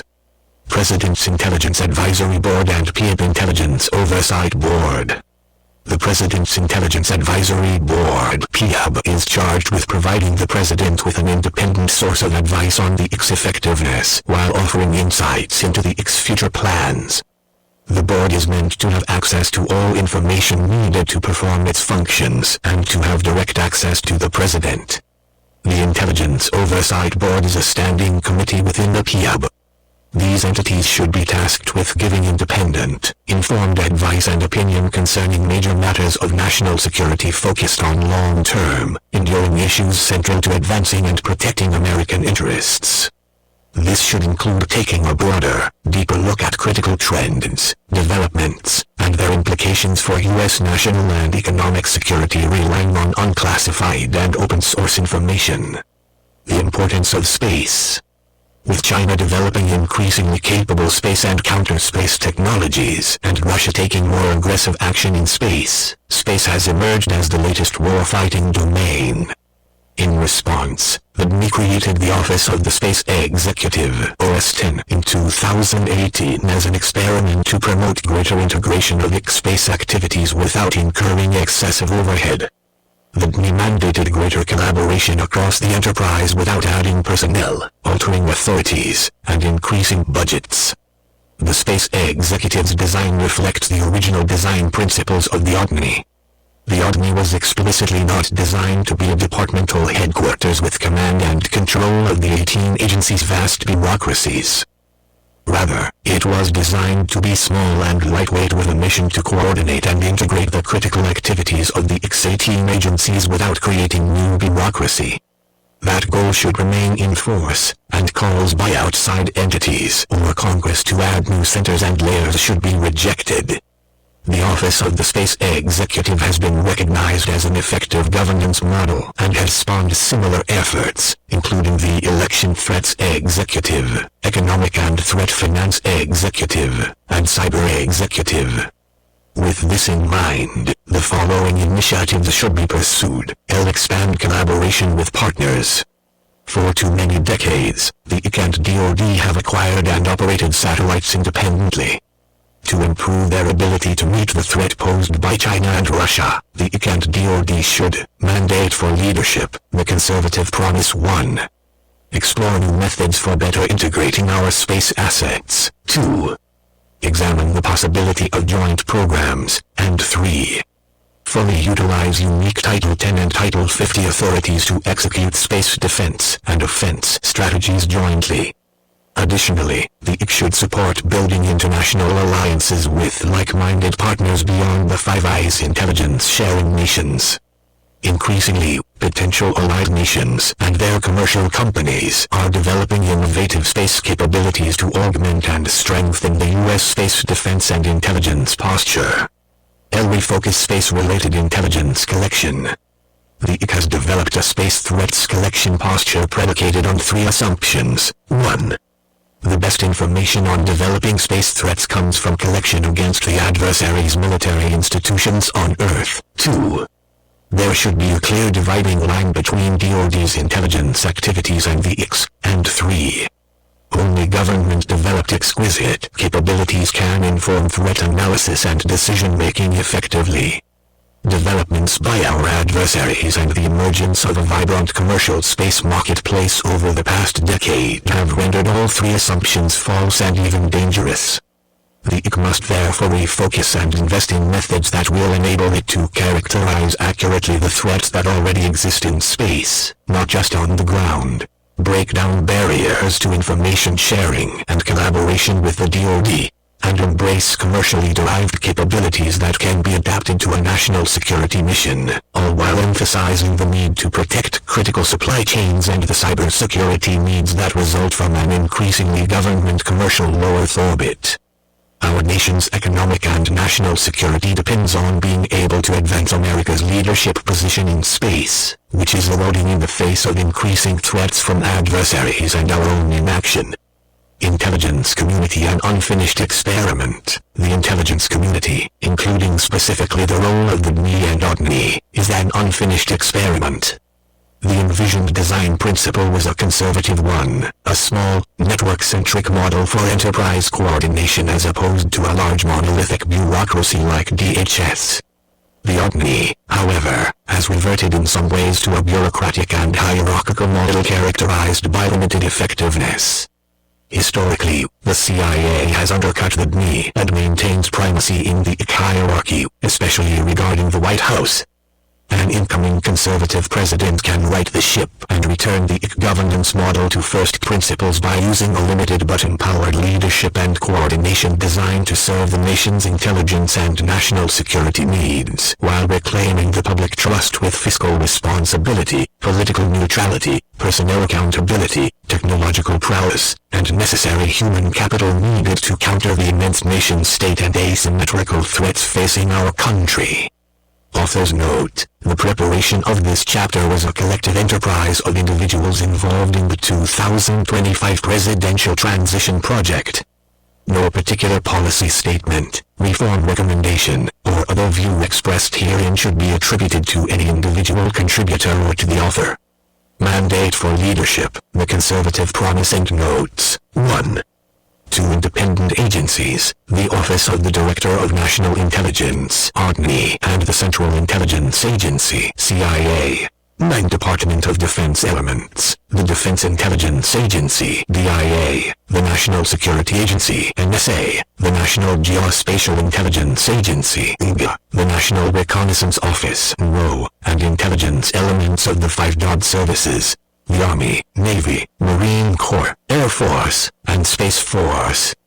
7 elements of other departments and agencies, the Department of Energy's Office of Intelligence and Counterintelligence, the Department of Homeland Security's Office of Intelligence and Analysis and U.S. Coast Guard Intelligence, the Department of Justice's Federal Bureau of Investigation and the Drug Enforcement Agency's Office of National Security Intelligence, the Department of State's Bureau of Intelligence and Research, and the Department of the Treasury's Office of Intelligence and Analysis.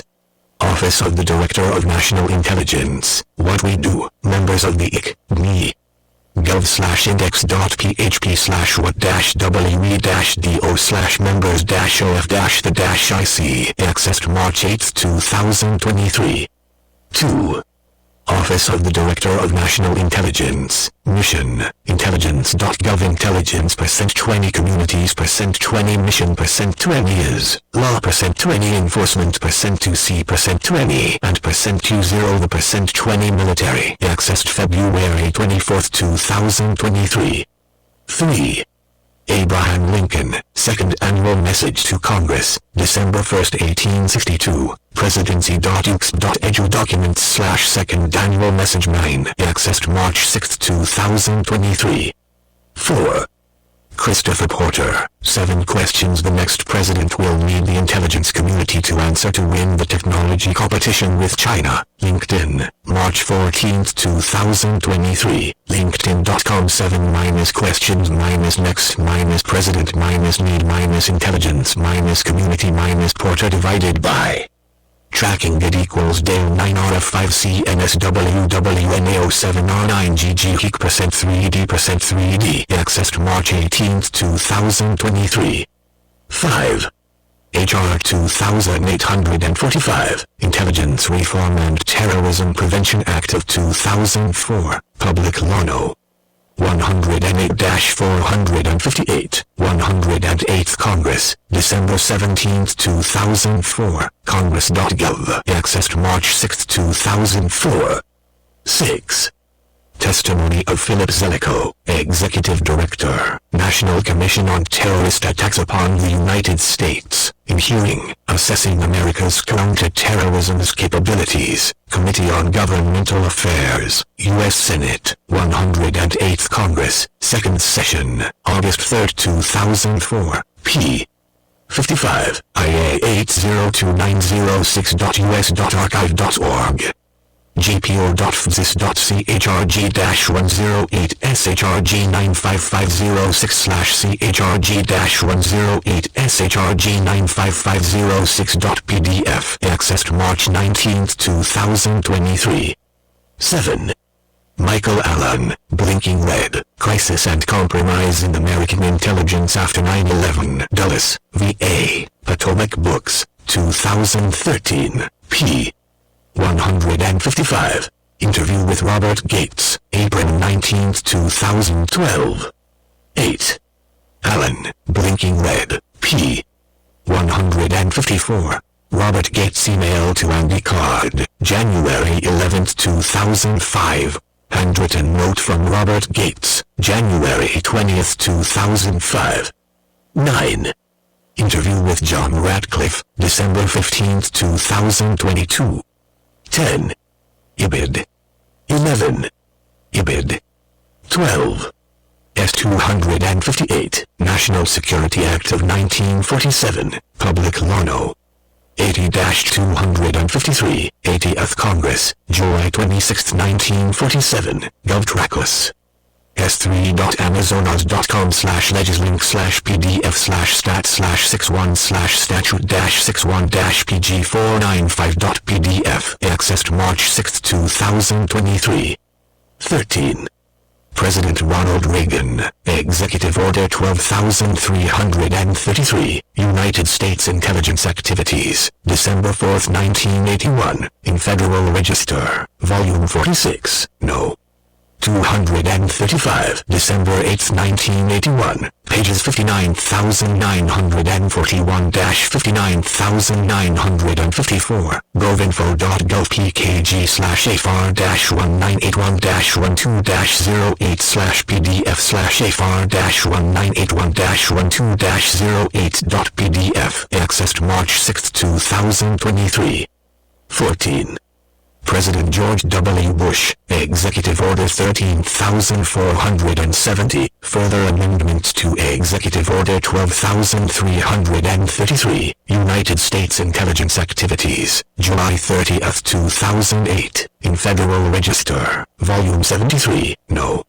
150, August 4, 2008, pages 45,325-45,342, govinfo.gov, accessed March 6, 2023. See also President George W. Bush, Executive Order 13355, Strengthened Management of the Intelligence Community, August 27, 2004, in Federal Register, Volume 69, No.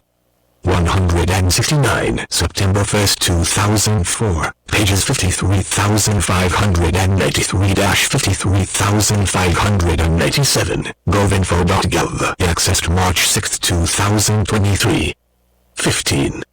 U.S. Department of Defense, Defense Counterintelligence and Security Agency, Trusted Workforce 2.0 and Continuous Vetting, ZA.mil, accessed March 9, 2023. 16. 50 U.S. Code Paragraph 3093 E, law.cornell.edu, accessed February 24, 2023. 17. 50 U.S. Code Paragraph 3093 A. 18. 50 U.S. Code Paragraph 3093 A. 4. Intelligence Community 19.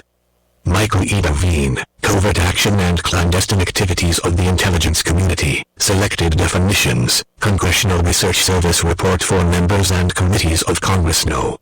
R45175, updated November 29, 2022, sgp.fas.org, accessed February 24, 2023.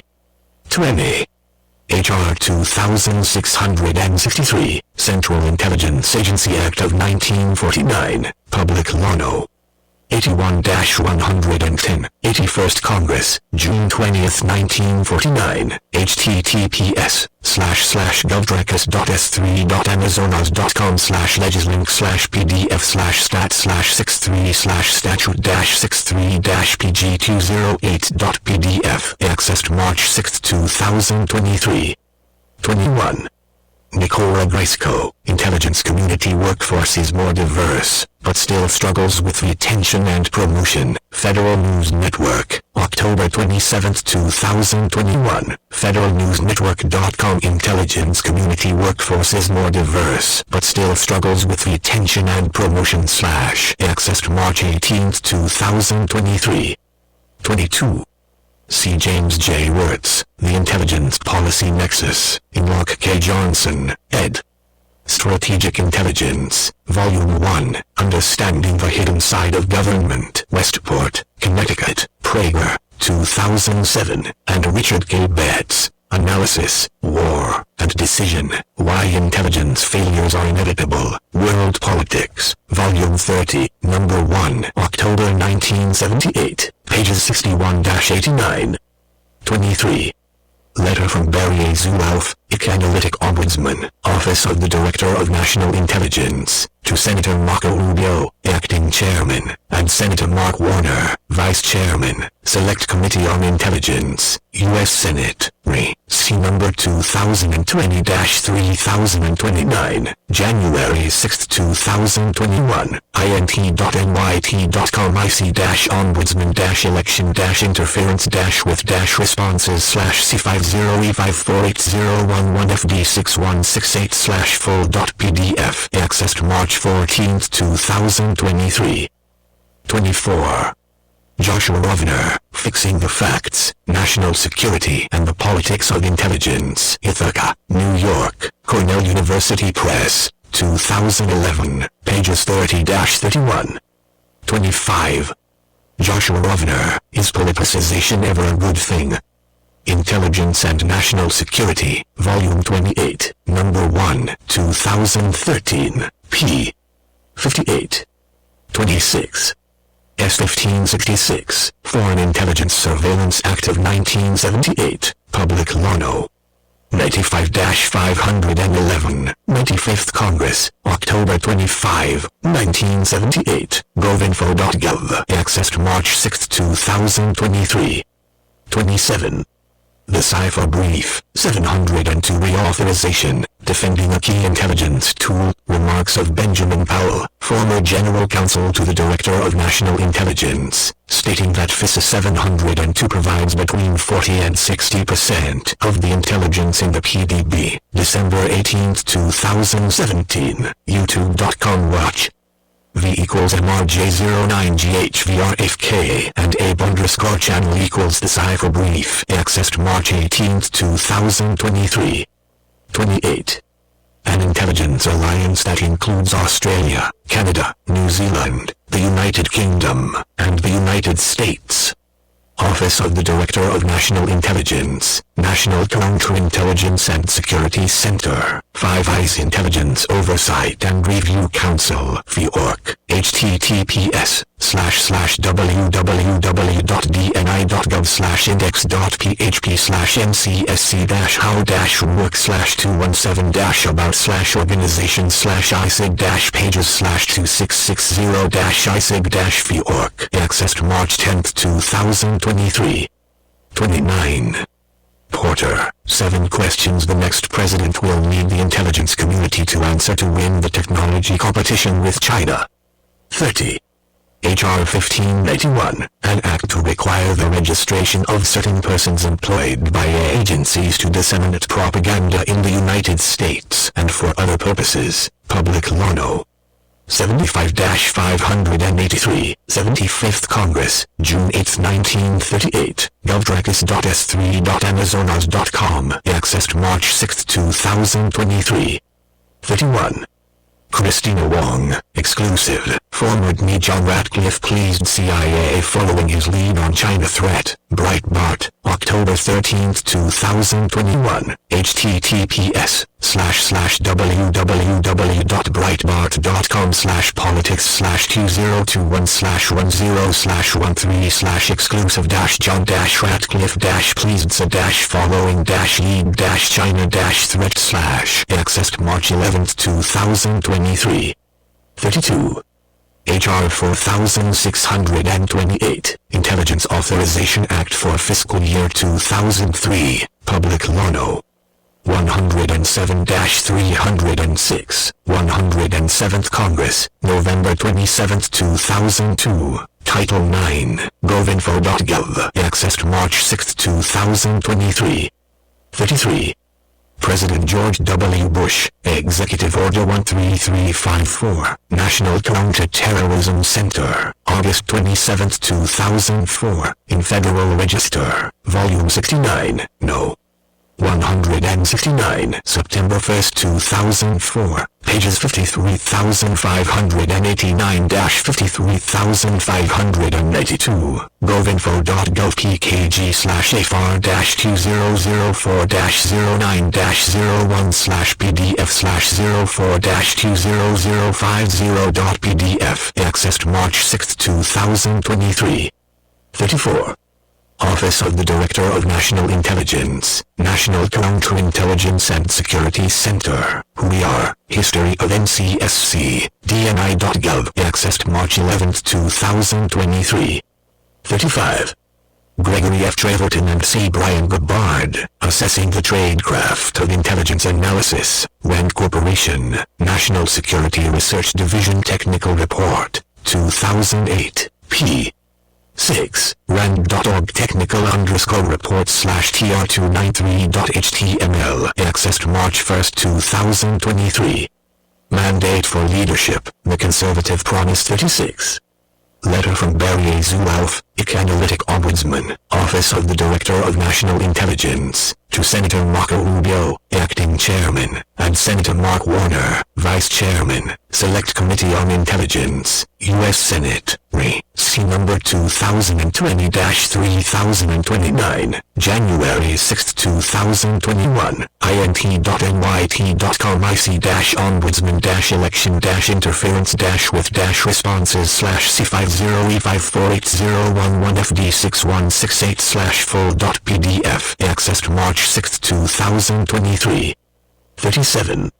Independent IC Analytic Ombudsman's Report on Politicization of Intelligence, attached to January 6, 2021, Zulauf Letter. 38. President Barack Obama, Executive Order 13,526, Classified National Security Information, December 29, 2009, in Federal Register, Volume 75, No. 2, January 5, 2010, pages 707-731, govinfo.gov fr-2010-0105/pdf/9-31418.pdf. Accessed March 7, 2023. 39. President Barack Obama, Executive Order 13,556, Controlled Classified Information, November 4, 2010, in Federal Register, Volume 75, No.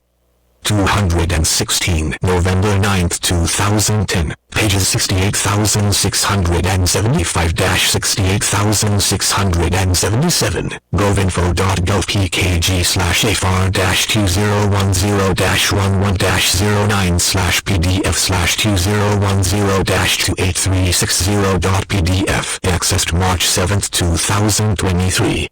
40. Agathe Demaray, How the U.S.-Chinese Technology War is Changing the World, Foreign Policy, November 19, 2022, https://foreignpolicy.com/2022/11/demaray-backfire-sanctions-us-china-technology-war-semiconductors-export-controls-biden/ accessed February 28, 2023. 41. Scott Stewart, The Risk to Undercover Operatives in the Digital Age, Stratfor Worldview, October 29, 2015, worldview.stratfor.com, accessed February 24, 2023. 42. Lauren Pietruzzello, Human Intelligence, former CIA officer talks about espionage in the digital age, University of Delaware UDaily, March 22, 2012, https://www.udemy/UDaily/2012-agenda-032212.html, accessed February 24, 2023. 43. Jenna McLaughlin and Zach Dorfman, Shattered, Inside the secret battle to save America's undercover spies in the digital age. Yahoo News, December 30th, 2019. https://news.yahoo.com/shattered-incident-secret-battle-tio-save-americas-undercover-spies-in-the-digital-age-10020290226.html. Accessed February 24th, 2023. 44. U.S. Federal Trade Commission, U.S. Safe Harbor Framework, FTC.gov Privacy Security/USU Safe Harbor Framework, accessed March 11, 2023. 45. Fact Sheet, Overview of the U-U.S. Privacy Shield Network, U.S. Department of Commerce, 2014 to 2017. Commerce.gov sheet.pdf, accessed March 11, 2023. 46. Fact Sheet, United States and European Commission announced Transatlantic Data Privacy Framework, the White House, March 25, 2022. Whitehouse.gov Fact Sheet, United States and European Commission announced Transatlantic Data Privacy Framework / accessed March 11, 2023. 47. President Joseph R. Biden Jr., Executive Order 14,086, Enhancing Safeguards for United States Signals Intelligence Activities, October 7, 2022, in Federal Register, Volume 87, No. 198, October 14, 2022, pages 62,283-62287, accessed March 7, 2023. 48. War and Peace Strobel, Release of Ukraine Intelligence Represents New Front in U.S. Information War with Russia, The Wall Street Journal, updated April 4, 2022, https://www.wsj.com/articles/release-of-secrets-represents new-front-in-s-information-war-with-russia-11649070001, accessed February 24, 2023. 49. President Joseph R. Biden Jr., National Security Memorandum on Promoting United States Leadership in Quantum Computing while Mitigating Risks to Vulnerable Cryptographic Systems, the White House, May 4, 2022, https://www.whitehouse.gov/briefing-room/statements-releases/2022/05/04/national-security memorandum-on-promoting-united-states-leadership-while-mitigating-risks-to-vulnerable-cryptographic-systems/#. Text equals to %20 mitigate %20 this %20 risk %2c %20 the %20 United %20 States %20 must the %20 quantum %20 risk %20 as %20 is %20 feasible %20 by %200 and 2035 accessed March 12, 2023. See also President Joseph R. Biden Jr., Executive Order 14,073, Enhancing the National Quantum Initiative Advisory Committee, May 4, 2022, in Federal Register, Volume 87, No.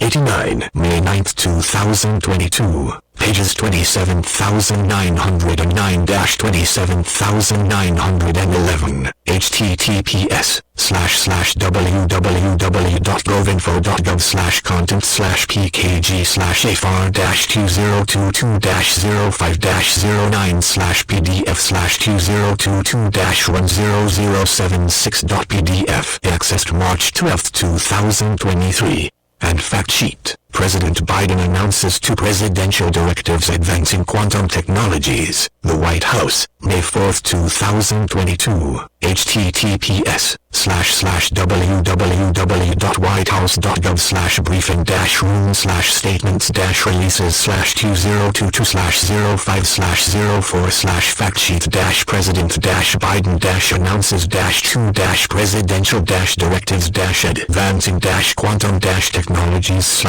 accessed March 12, 2023.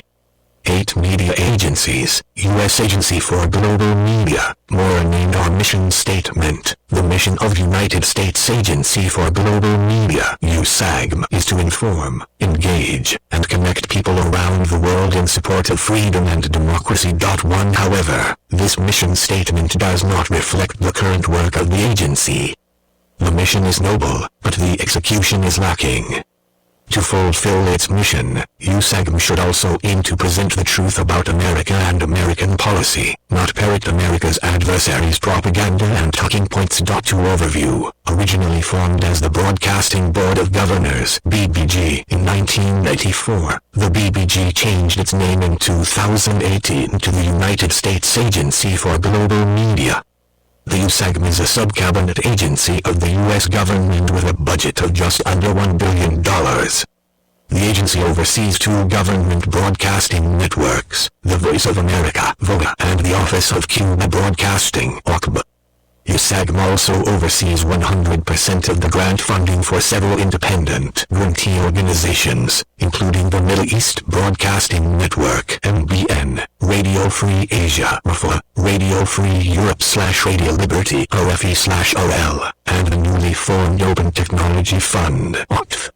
3L. The Voice of America provides news and information in 48 languages to a weekly audience of more than 326 million people worldwide. For more mandate for leadership, the conservative promise than 80 years, VOA journalists have supplied news and information about the U.S., audience-specific regions of interest and concern, and the world at large.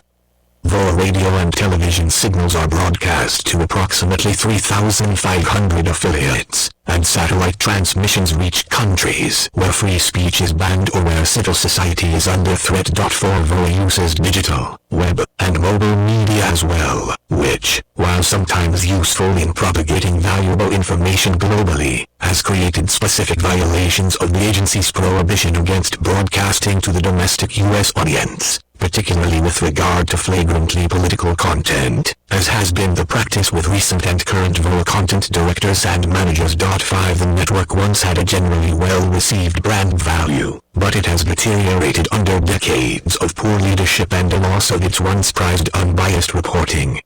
There are bright spots within VOA, but mismanagement and declining production values have diluted its once great reputation as a singular voice in American news broadcasting abroad. The Office of Cuba Broadcasting oversees radio and television MARTI, a multimedia hub of news, information, and analysis that provides the people of Cuba with programs through satellite television, radio, and digital media. These programs present news and information about Cuba's oppressive government from the outside world that would otherwise be heavily restricted. 6. The OCB remains a critical avenue of truth to the Cuban people, but has been threatened with crippling budget and operational constraints, including empathetic attitudes toward communist Cuban leadership coupled with organizational hostility toward the OCB by certain elements of USAGM leadership. During the Biden administration, the OCB has been threatened with closure, while also suffering chilling reductions in force. 7L. The Middle East Broadcasting Network is an Arabic language news organization with a weekly audience of 27.4 million people in 22 countries in the Middle East and North Africa. The MBN consists of 2 television networks, radio, websites, and social media platforms. Together, they deliver news and analysis on the region, American policies, and Americana. The MBN has correspondents throughout the Middle East and North Africa. 8L. Radio Free Europe/Radio Liberty is a private, non-profit, multimedia broadcasting corporation that serves as a surrogate media source in 27 languages and 23 countries, including Afghanistan, Iran, Pakistan, Russia, and Ukraine. Media agencies. U.S. Agency for Global Media founded in the early days of the Cold War. Radio Free Europe in 1949 and Radio Liberty in 1953 and merged in 1976. Radio Free Europe and Radio Liberty were intended to execute edgy and daring information operations and unrestricted news reporting deep behind the Iron Curtain. Unfortunately, Unlike other broadcast organizations under USAGM, RFE/RL has surrendered much of its rich history to an approach that favors political trends as opposed to operations that support and represent America abroad. While there are some bright spots within RFE/RL, much of the network has redundant programming with certain VOA language services, often with competing, counterproductive, or dissimilar messaging. The recent addition of RFE/RL's Hungarian language service, Shabad Europa, falls outside the intended scope of RFE/RL's charter by targeting a democratically elected, pro-American European and NATO ally. Not least, RFE/RL has been plagued by several serious espionage-related security risks within its ranks. 9L Radio Free Asia is a private, non-profit multimedia news corporation that brings news and uncensored content to people in 6 Asian countries that restrict free speech, freedom of the press, and access to reliable information. RFA also provides educational and cultural programming, as well as forums for audiences to engage in open dialogue and freely express opinions. RFA utilizes on-the-ground reporters and networks of in-country sources, citizen journalists, and eyewitnesses who provide leads, tips, images, and video. 10 Several reports from the Office of the Inspector General (OIG) were released showing waste and self-dealing, including security vulnerabilities, and with the leadership awarding insiders millions of dollars of grant funding. 11 For example, as the OIG stated in one report, the then president of RFA established the Freedom to Connect Foundation, and thereafter awarded 2 contracts, totaling $1.2 million to the foundation she herself founded. 12 Furthermore, the OIG found that RFA did not comply with federal procurement requirements for grantees. OIG identified instances in which RFA and its agents did not comply with OMB, Office of Management and Budget, conflict of interest procurement requirements for grantees. Specifically, OIG found that RFA entered into 14 contracts, totaling $4 million, 51% of the amount of OTFI's 2012 and 2013 project-related contracts, with organizations that had some affiliation with either RFA officials or members of OTF Advisory Council. 13 Mandate for leadership. The Conservative promised this same leadership proceeded to wastefully form the Open Technology Fund as its own independent grantee with the help of USAGM senior management prior to the tenure of Trump-appointed leadership. The Open Technology Fund's goal is to provide funding to support the research, development, and implementation of Internet freedom technologies that circumvent censorship. OTF was formed under dubious circumstances by using consolidation rules to usurp the mission and funding of USAGM's pre-existing Office of Internet Freedom, WIF, which funded far more diverse technologies with much greater transparency. OTF, however, operates with far less transparency and strictly restricts funding to open-source technology. OTF does not support any technology with even partially closed source code, notwithstanding that such closed source code would provide more protection against hacking. Although OTF touts large user numbers, this could not be substantiated upon requests for information, and it was discovered by former senior USAGM leadership that OTF makes extremely small, insubstantial donations to much larger messaging applications and technology to bolster its unsubstantiated claims. 14 Despite its vibrant self-lobbying and publicity efforts, OTF remains a wasteful and redundant boondoggle. Its grantee status was suspended by Trump-appointed USAGM leadership for a number of reasons, including non-compliance with its grant terms and for actions that resulted in several fraud and waste investigations. 15 The WIF, which predates OTF, was historically under USAGM's Office of Chief Strategy Officer and for years had been performing the same tasks as OTF within USAGM headquarters for the benefit of all USAGM broadcast networks. With much greater transparency, WIF succeeded with fewer staff while simultaneously fielding more diverse and robust technologies. Absent a meaningful organizational impact analysis to justify the wastefulness of the decision-making process, OTF usurped the entire WIF budget and was set up as a new grantee organization. Exacerbating matters, WIF was shut down in order to provide massive grants to the opaque activities of OTF and its founding leadership, who went on a free-spending boondoggle for high-end Washington, D.C., office space, furnishings, and top salaries for its leadership team. Numerous career staff whistleblowers came forward to sound the alarm about OTF to Trump-appointed leadership, citing concerns about the OIG reports, wasteful spending, and other substantive performance matters. 16 Nonetheless, the media agencies, U.S. Agency for Global Media Biden administration reinstated OTF to full operational status and ceased all investigations immediately after assuming office. Attempts at reform, late in the Trump administration, following the long-delayed Senate confirmation of Michael Pack as USAGM Chief Executive Officer, CEO. 17 agency leadership rapidly initiated long overdue and necessary reforms, 18 including security reforms repeatedly requested by the Office of Personnel Management, OPM, and the Office of the Director of National Intelligence, ODNI, that had been ignored by USAGM leadership. 19 Unfortunately, as was the case with the OTF, the Biden administration immediately reinstated personnel who had been fired for gross security violations, placing the agency back into its previously failed posture, one that poses a danger to national security. The firewall saga. The vital error in USAGM's current organizational/cultural calculus is the agency's selective application of a journalistic firewall. The amorphous interpretation of a firewall shifts, depending on which administration is in office and who is asking questions. Although a firewall should ensure journalistic independence, it has been used without formal regulation for decades in order to shirk legitimate oversight of everything from promoting adversaries' propaganda to ignoring journalistic safety. Often, the firewall is touted when journalists are either promoting anti-American propaganda that parrots adversarial regime talking points, or promoting politically biased viewpoints in opposition to the VOA Charter. 20 Such weak oversight, alien to any other large media network or news organization, particularly one derivative of U.S. foreign policy and national security goals, was erroneously enshrined in a document known as the Firewall Regulation. 21 The Firewall Regulation was entered into the Federal Register on the eve of the Senate confirmation of President Donald Trump's USAGM CEO, Michael Pack. It was the quintessential midnight reg designed to throttle the statutory and executive authority of the agency head.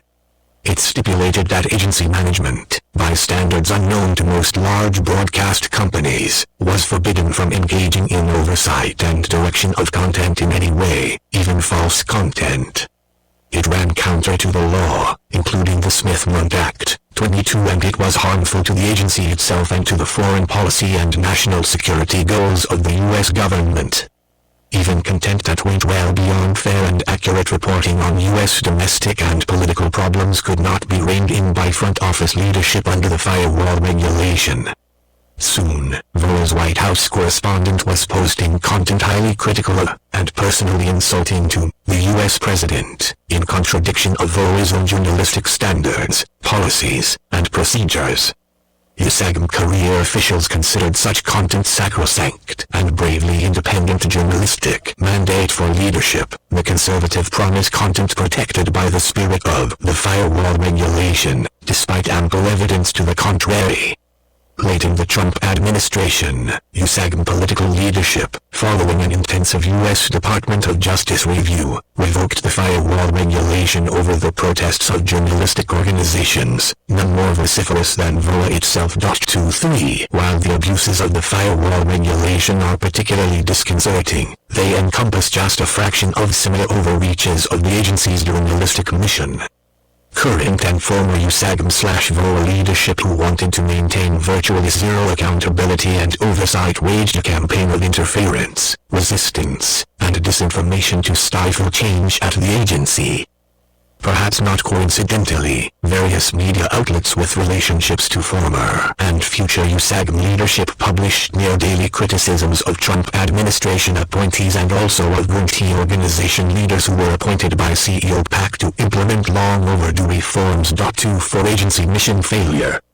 Currently, the USAGM, by and large, is not fulfilling its mission, which remains so defined and ambiguous that it enables the organization to go about its business largely unguided with little to no oversight. Rather than providing news and information in an accurate, reliable way that promotes and supports freedom and democracy, the agency is mismanaged, disorganized, ineffective, and rife with waste and redundancy. These shortfalls are either oriented toward, or directly contribute to, the agency's media organizations joining the mainstream media's anti-s chorus and denigrating the American story, all in the name of so-called journalistic independence.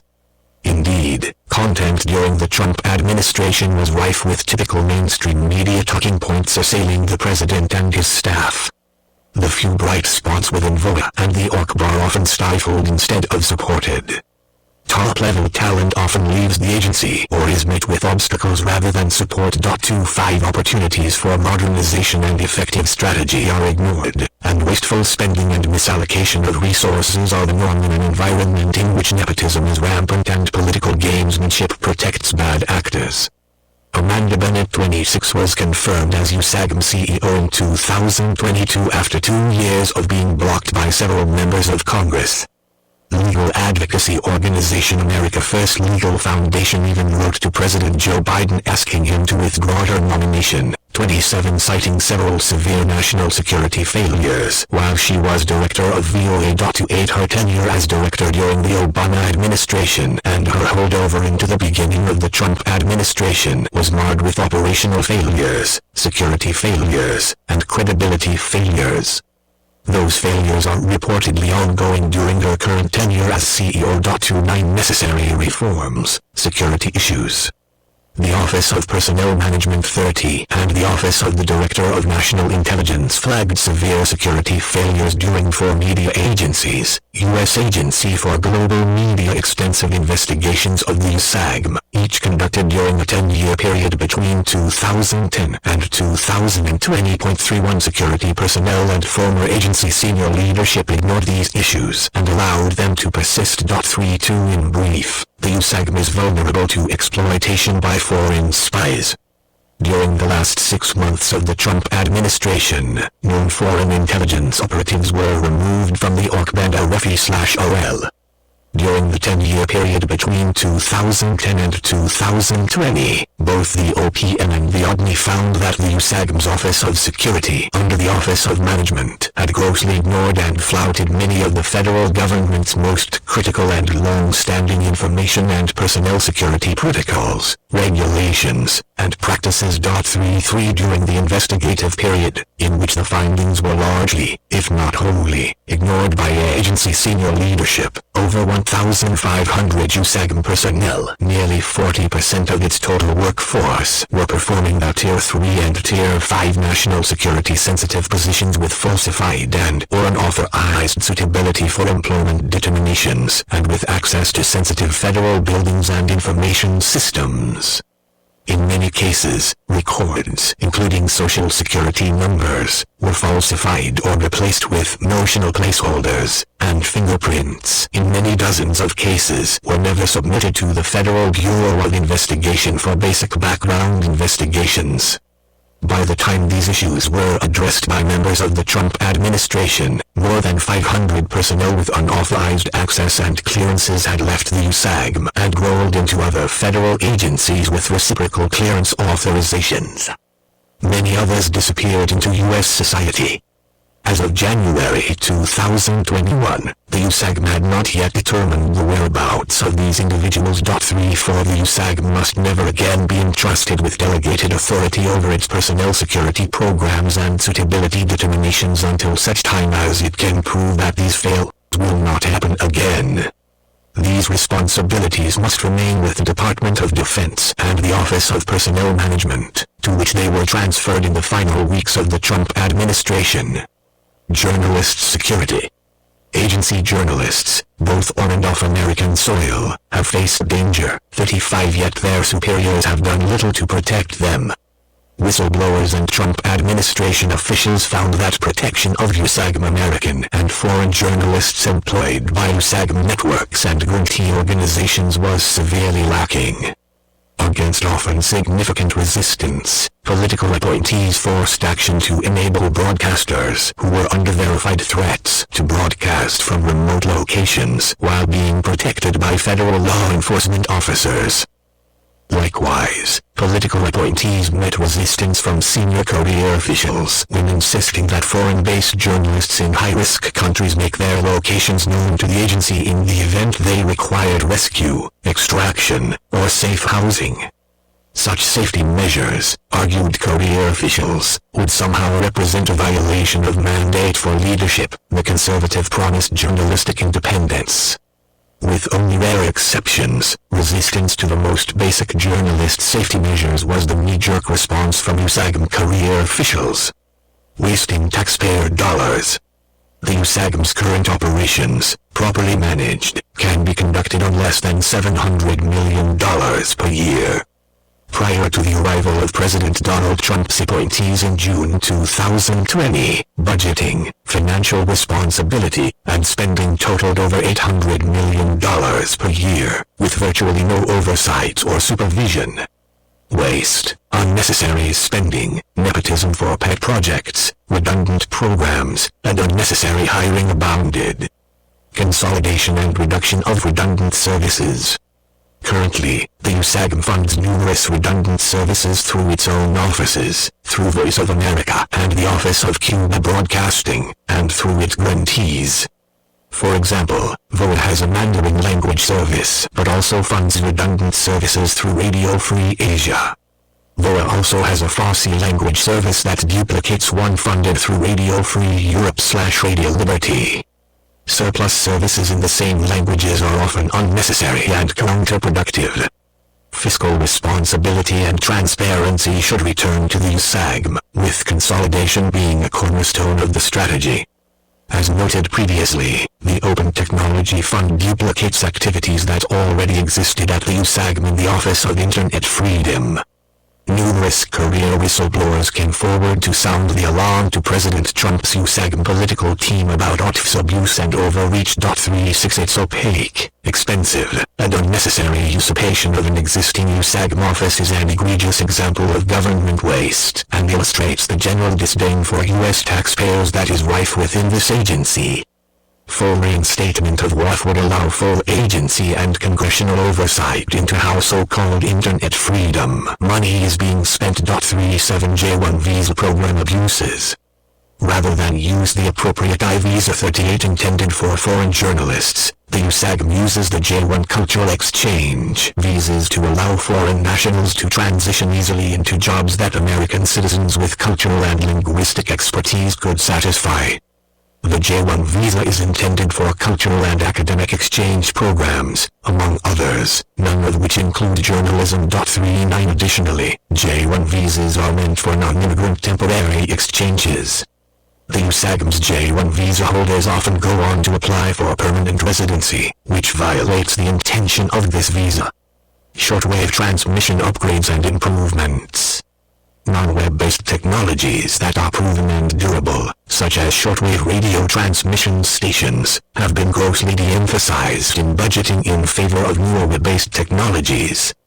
This move is dangerously short-sighted and puts the U.S. at a perilous strategic disadvantage in the event of a major conflict, particularly with Russia or China. There is great concern about the vulnerability of undersea cable trunks that make up the Internet cloud. The vast majority of global Internet traffic, 95%, is transmitted through these cables, including news transmissions and media agencies, U.S. Agency for Global Media web-based content produced by the USAGM's broadcast networks. While the robust and popular use of the Internet is ideal during peacetime, during times of major conflict, widespread damage to the undersea cables that carry communications across the globe can reasonably be expected. Long-lasting power outages are also likely, such as those Ukraine experienced in the aftermath of Russia's 2022 invasion. The USAGM's responsibility for the only U.S. global shortwave radio capability is of critical strategic importance if America is to carry its message to people seeking information and freedom within conflict zones. Shortwave technologies also make it possible to carry broadcasts in areas where Internet traffic is severely restricted, as it is in many authoritarian states today. Organizational issues, personnel. Personnel is one of the biggest concerns for the USAGM and its grantees. Attracting talented staff who will stay and letting go of poorly performing personnel are hurdles. Additionally, whistleblowers have come forward with numerous credible allegations of illegal nepotism and improper hiring practices. 40 Past agency leaders have ignored national security procedures when hiring and have failed to adequately vet staff. 41 Government hiring policies and federal law must be followed, and serious policy changes must be implemented to end these practices. Relevant government entities of the White House. As an executive branch agency, the USAG ostensibly should report to the President and coordinate activities with the National Security Council, NSC, especially given the direct and implied national security aspects of the agency's messaging globally. However, there currently is no specific office in the White House or NSC liaison for the USAG. The original network, VOA, functioned under the Office of Coordinator of Information as early as 1941, the War Department's Office of War Information from 1942 to 1945, the State Department from 1945 to 1953, and the U.S. Information Agency from 1953 until the creation of the Independent Broadcasting Board of Governors in 1999. Although some oversight and management functions of the agency are provided by the State Department, the USAG otherwise has little connectivity to larger departments or agencies, and even less to the White House. With the dissolution of the U.S. Information Agency in 1999, the USAG has virtually been under its own supervision and guidance. The results have been dismal. Mandate for leadership, the conservative promise of the State Department. VOA was most effective before and during the Cold War when it was under the direct supervision and control of the War and State Departments, respectively.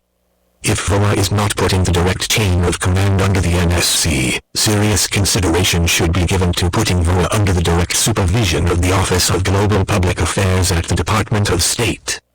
The Office of Global Public Affairs was formed during the Trump administration by consolidation of the State Department's Bureau of International Information Programs and Bureau of Global Public Affairs. Ensuring that taxpayer-funded TV, radio, and messaging tells America's story is imperative and should be coordinated with the existing foreign language social media platforms at the State Department. Currently, VOA's foreign language TV programming is unreliable in telling America's story, given its amorphous interpretation of its independence firewall and its waning adherence to certain provisions of the Smith-Mundt Act depending on which political party is in office. The VOA firewall is meant to protect broadcasters from government interference with content. However, USAG staff have abused the firewall and used it as an offensive measure to block oversight. Additionally, the Smith-Mundt Act stipulates that USAG services are meant to tell the American story abroad, never to domestic audiences, but the agency has used its taxpayer funding to promote partisan messaging in the U.S. One of the most egregious examples was when, in 2020, it bought ads on its foreign language social media sites to disseminate a Biden campaign ad and targeted it to a major Muslim population in Michigan. 42 Moreover, VOA often airs foreign adversaries' propaganda, which is antithetical to its congressionally mandated core mission. State Department oversight or command may be one way to ensure that VOA and the rest of the USAG returns and adheres to its original mission. Clear lines of command and communications between the USAG and an appropriate office of the National Security Council are also sorely lacking, as has been any reasonable accountability for USAG senior leadership and strategy. The State Department's Assistant Secretary for Global Public Affairs and Undersecretary for Diplomacy and Public Affairs should also be in the accountability loop for agency actions. While the U.S. Secretary of State technically has a seat on the board of the agency, it is a toothless seat that is often deferred to the Undersecretary and/or Assistant Secretaries noted above. This position should be relevant and directive when U.S. foreign policy and strategic communications are at stake. Media agencies, U.S. Agency for Global Media for example, the years-long delay in confirming the Trump-appointed CEO left disastrous holdover leadership from the previous administration. Employ ineffective leadership, even in an acting capacity, while a new CEO is awaiting Senate confirmation is necessary to prevent a repeat of this behavior. Congress. The USAG receives its budget and mandates directly from Congress. Often, changes in major functions at the agency happen because of the lobbying efforts of a few connected individuals, often grantees lobbying for more funds and less accountability. Those changes can and do handcuff leadership from any meaningful oversight. An overhaul of the agency with review from Congress to modernize, streamline, and reduce waste must be done with congressional support. Keen on governmental stakeholders, allies, and non-allies. These include industry groups, non-profits, trade associations, foundations, and activist organizations. For example, America First Legal Foundation, 43 USAGM Watch, 44 BBG USAGM Watch, 45 and Whistleblower Protection Project. 46 Conclusion. The USAGM is a story of a lost opportunity both to help restore the world's confidence in the promise and ideals of America and to set a high mark for journalistic integrity and unbiased reporting. These two areas have suffered severely under 2 decades of USAGM mismanagement and lack of oversight. Finding solutions to these problems and the restoration of the agency's networks must be the priorities of future agency leadership. To accomplish this, the USAGM must be fully reformed top to bottom with congressional and White House support. The possibility of consolidating not only the agency's supports, but bringing the entire agency under the supervision of the NSC, the State Department, or both would dramatically aid that reform. If the de facto aim of the agency simply remains to compete in foreign markets using anti-S talking points that parrot America's adversaries' propaganda, then this represents an unacceptable burden to the U.S. taxpayer and a negative return on investment. In that case, the USAGM should be defunded and disestablished. If, however, the agency can be reformed to become an effective tool, it would be one of the greatest tools in America's arsenal to tell America's story and promote freedom and democracy around the world. Author's note: the preparation of this chapter was a collective effort involving many individuals to whom thanks is owed. These individuals include, but are not limited to, Victoria Coates, Michael Pack, Frank Wacko, and several brave whistleblowers who prefer not to be named. Their efforts were integral to the chapter and are greatly appreciated. Mandate for Leadership, the Conservative Promise Corporation for Public Broadcasting, Mike Gonzalez. Every Republican president since Richard Nixon has tried to strip the Corporation for Public Broadcasting, CPB, of taxpayer funding. That is significant not just because it means that for half a century, Republican presidents have failed to accomplish what they set out to do, but also because Nixon was the first president in office when National Public Radio, NPR, and the Public Broadcasting Service, PBS, which the CPB funds, went on air. In other words, all Republican presidents have recognized that public funding of domestic broadcasts is a mistake. As a 35-year-old lawyer in the Nixon White House, one Antonin Scalia warned that conservatives were being confronted with a long-range problem of significant social consequences, that is, the development of a government-funded broadcast system similar to the BBC. 47 All of which means that the next conservative president must finally get this done and do it despite opposition from congressional members of his own party if necessary. To stop public funding is good policy and good politics.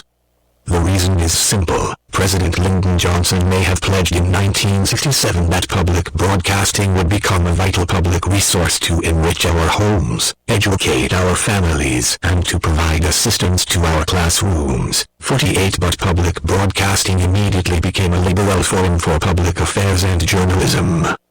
Not only is the federal government trillions of dollars in debt and unable to afford the more than $500 million squandered on leftist opinion each year, but the government should not be compelling the conservative half of the country to pay for the suppression of its own views.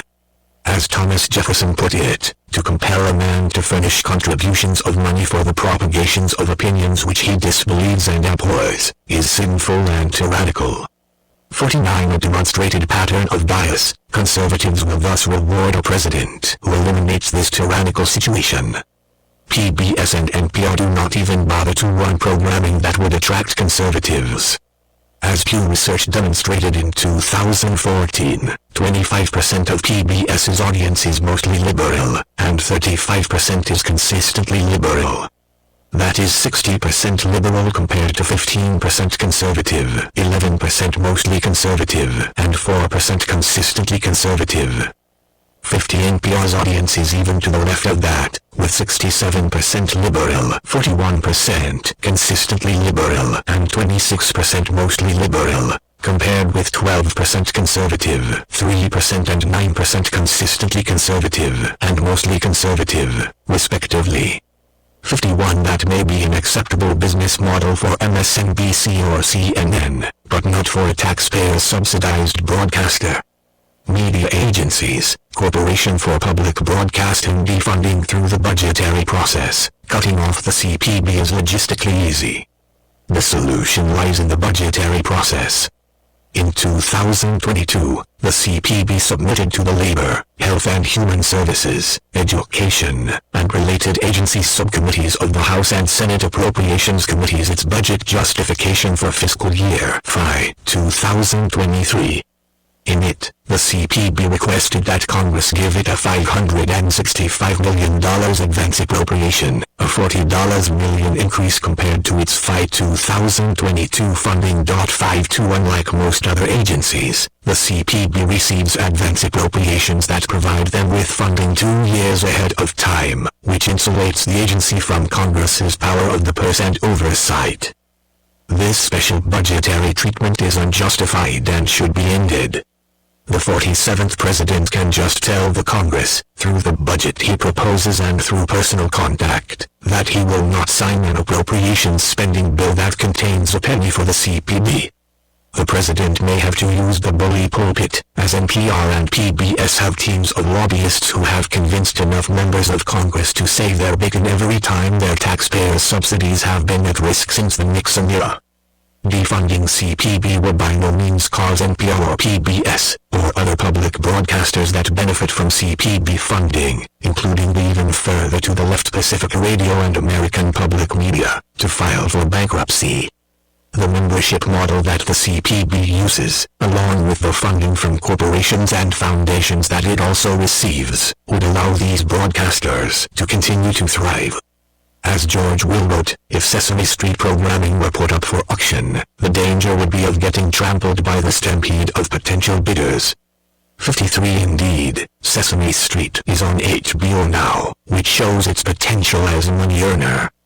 Public interest versus privilege, stripping public funding would, of course, mean that NPR, PBS, Pacific Radio, and the other leftist broadcasters would be shorn of the presumption that they act in the public interest and receive the privileges that often accompany so acting.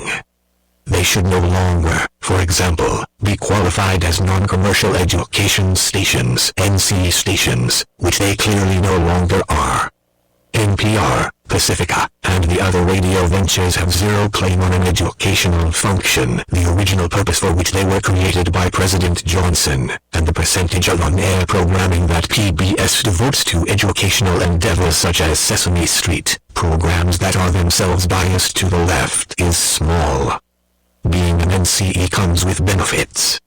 The Federal Communications Commission, for example, reserves the 20 stations at the lower end of the radio frequency, between 88 and 108 MHz on the FM band, for instance.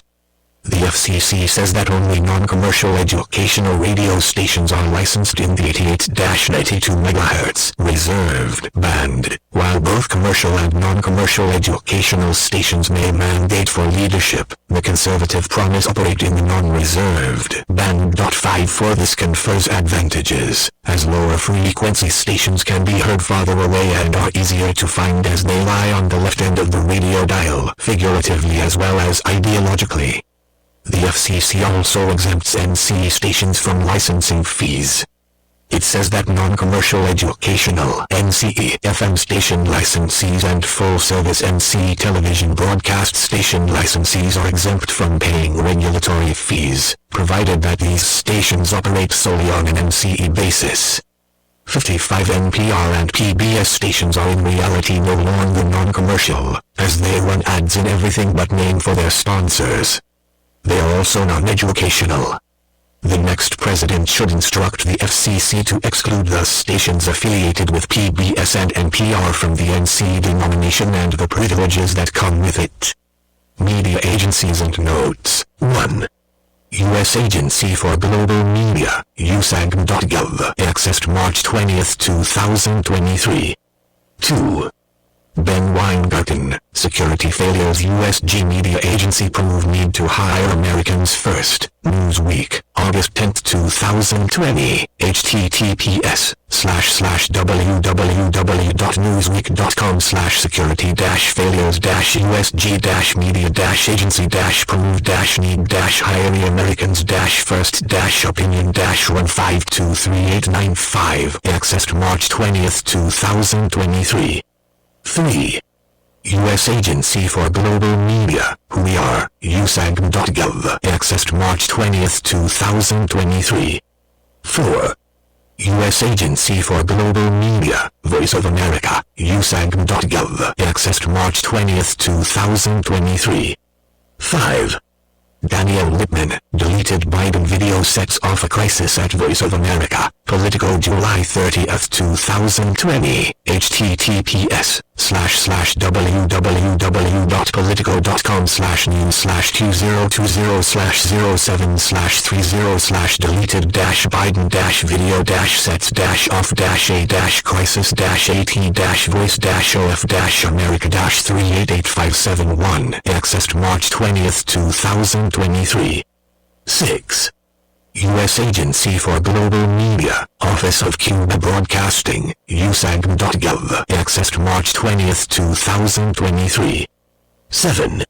Rafael Bernal, Bipartisan Group asks Office of Cuba Broadcasting to rescind layoffs, September 13, 2022. The Hill, https://thehill.com/latino/3641445-bipartisan-group-asks-office-of-cuba-broadcasting-to-rescind layoffs/ accessed March 20, 2023. 8.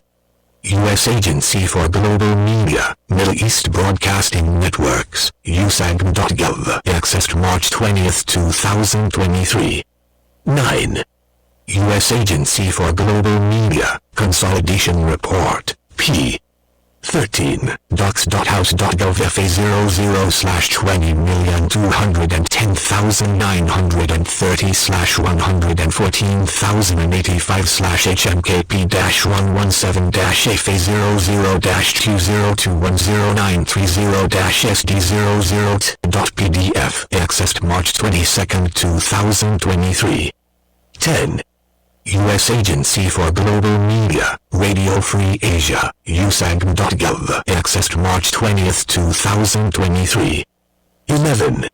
U.S. Department of State and the Broadcasting Board of Governors, Office of the Inspector General, Audit of Radio Free Asia Expenditures, June 2015, https://www.statioid.gov/upload/report/report_pdf_file/aud-fmid-1-file/1.pdf, accessed March 22, 2023. 12. IBID. 13. IBID. P. 16. 14. Susan Crabtree, lacks Internet Freedom Group box at NewPAC Oversight, Realco Politics. com/articles/2020/08/2/lax_internet_freedom_group_box_80_new_pack_8043.html. Accessed March 22, 2023. 15. IBID. 16. IBID. 17. Nomination of Michael Pack to the Broadcasting Board of Governors, 116th Cong. 2nd Sess. 2020, https://www.congress.gov/nomination/1160h-congress/1590, accessed March 20, 2023. 18. James Robbins, more wrought at America's public diplomacy mouthpiece. The Hill, November 7, 2020, https://opinion/national-security/5249244-more-what-america's-public-diplomacy-mouthpiece/ accessed March 20, 2023. 19. U.S. Office of Personnel Management, Suitability Agency Executive Programs, Follow-up Review of U.S. Agency for Global Media, July 2020, https://bbgwatch.com/wp-content/upload/q020/08/opm-supplied-q020.pdf, accessed March 20, 203. 20. If the agency were not an extension of U.S. foreign policy and national security goals, then its staffing positions would not be classified in their entirety as Tier 3 and Tier 5 national security sensitive positions, which they are. See U.S. Agency for Global Media, Consolidation Report, p. 13. 21. Federal Register, Volume 85, No. 115, June 15, 2020, pages 36,150-36,153. 22. U.S. Information and Educational Exchange Act of 1948, Smith-Mundt Act, Public Law 80-402. 23.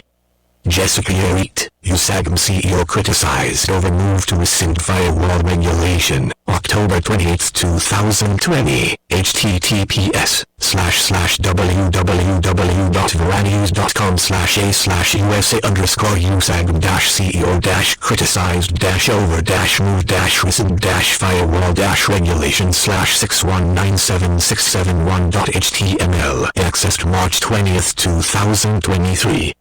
24. Byron York, America's Lost Voice, Washington Examiner, February 4, 2021, Washington Examiner. com/politics/America's Lost Voice, accessed March 20, 2023. Mandate for Leadership, The Conservative Promise 25. Sasha Gong, VOA Problems, Racism, Xenophobia, Mediocrity, and Nepotism, BBG USAGM Watch, December 25, 2018, archived at https://www.archive.org/www.bbgwatch/xttps/bbgwatch/racism-xenophobia-mediocrity-and-nepotism/accessed March 20, 2023. 26. U.S. Agency for Global Media Watch, Big Mistake in Rewarding Failed Voice of America, VOA Managers U.S. Agency for Global Media Managers, November 11, 2022, https://www.usagm-watch.com/big-mistake-in-rewarding-failed-voice-of-america-va-and-u-s-agency-for-global-media-usagm-managers/accessed March 20, 2023. 27. America First Legal Foundation, IFL asks Biden administration to withdraw nomination of Amanda Bennett citing national security and related failures, June 30, 2022, https://oflegal.org/afl-asks-Biden administration-TO-withdraw-nomination-of-Amanda-Bennett-citing-national-security-and-related-failures/accessed March 20, 2023. 28. U.S. Agency for Global Media, Consolidation Report, p. 13.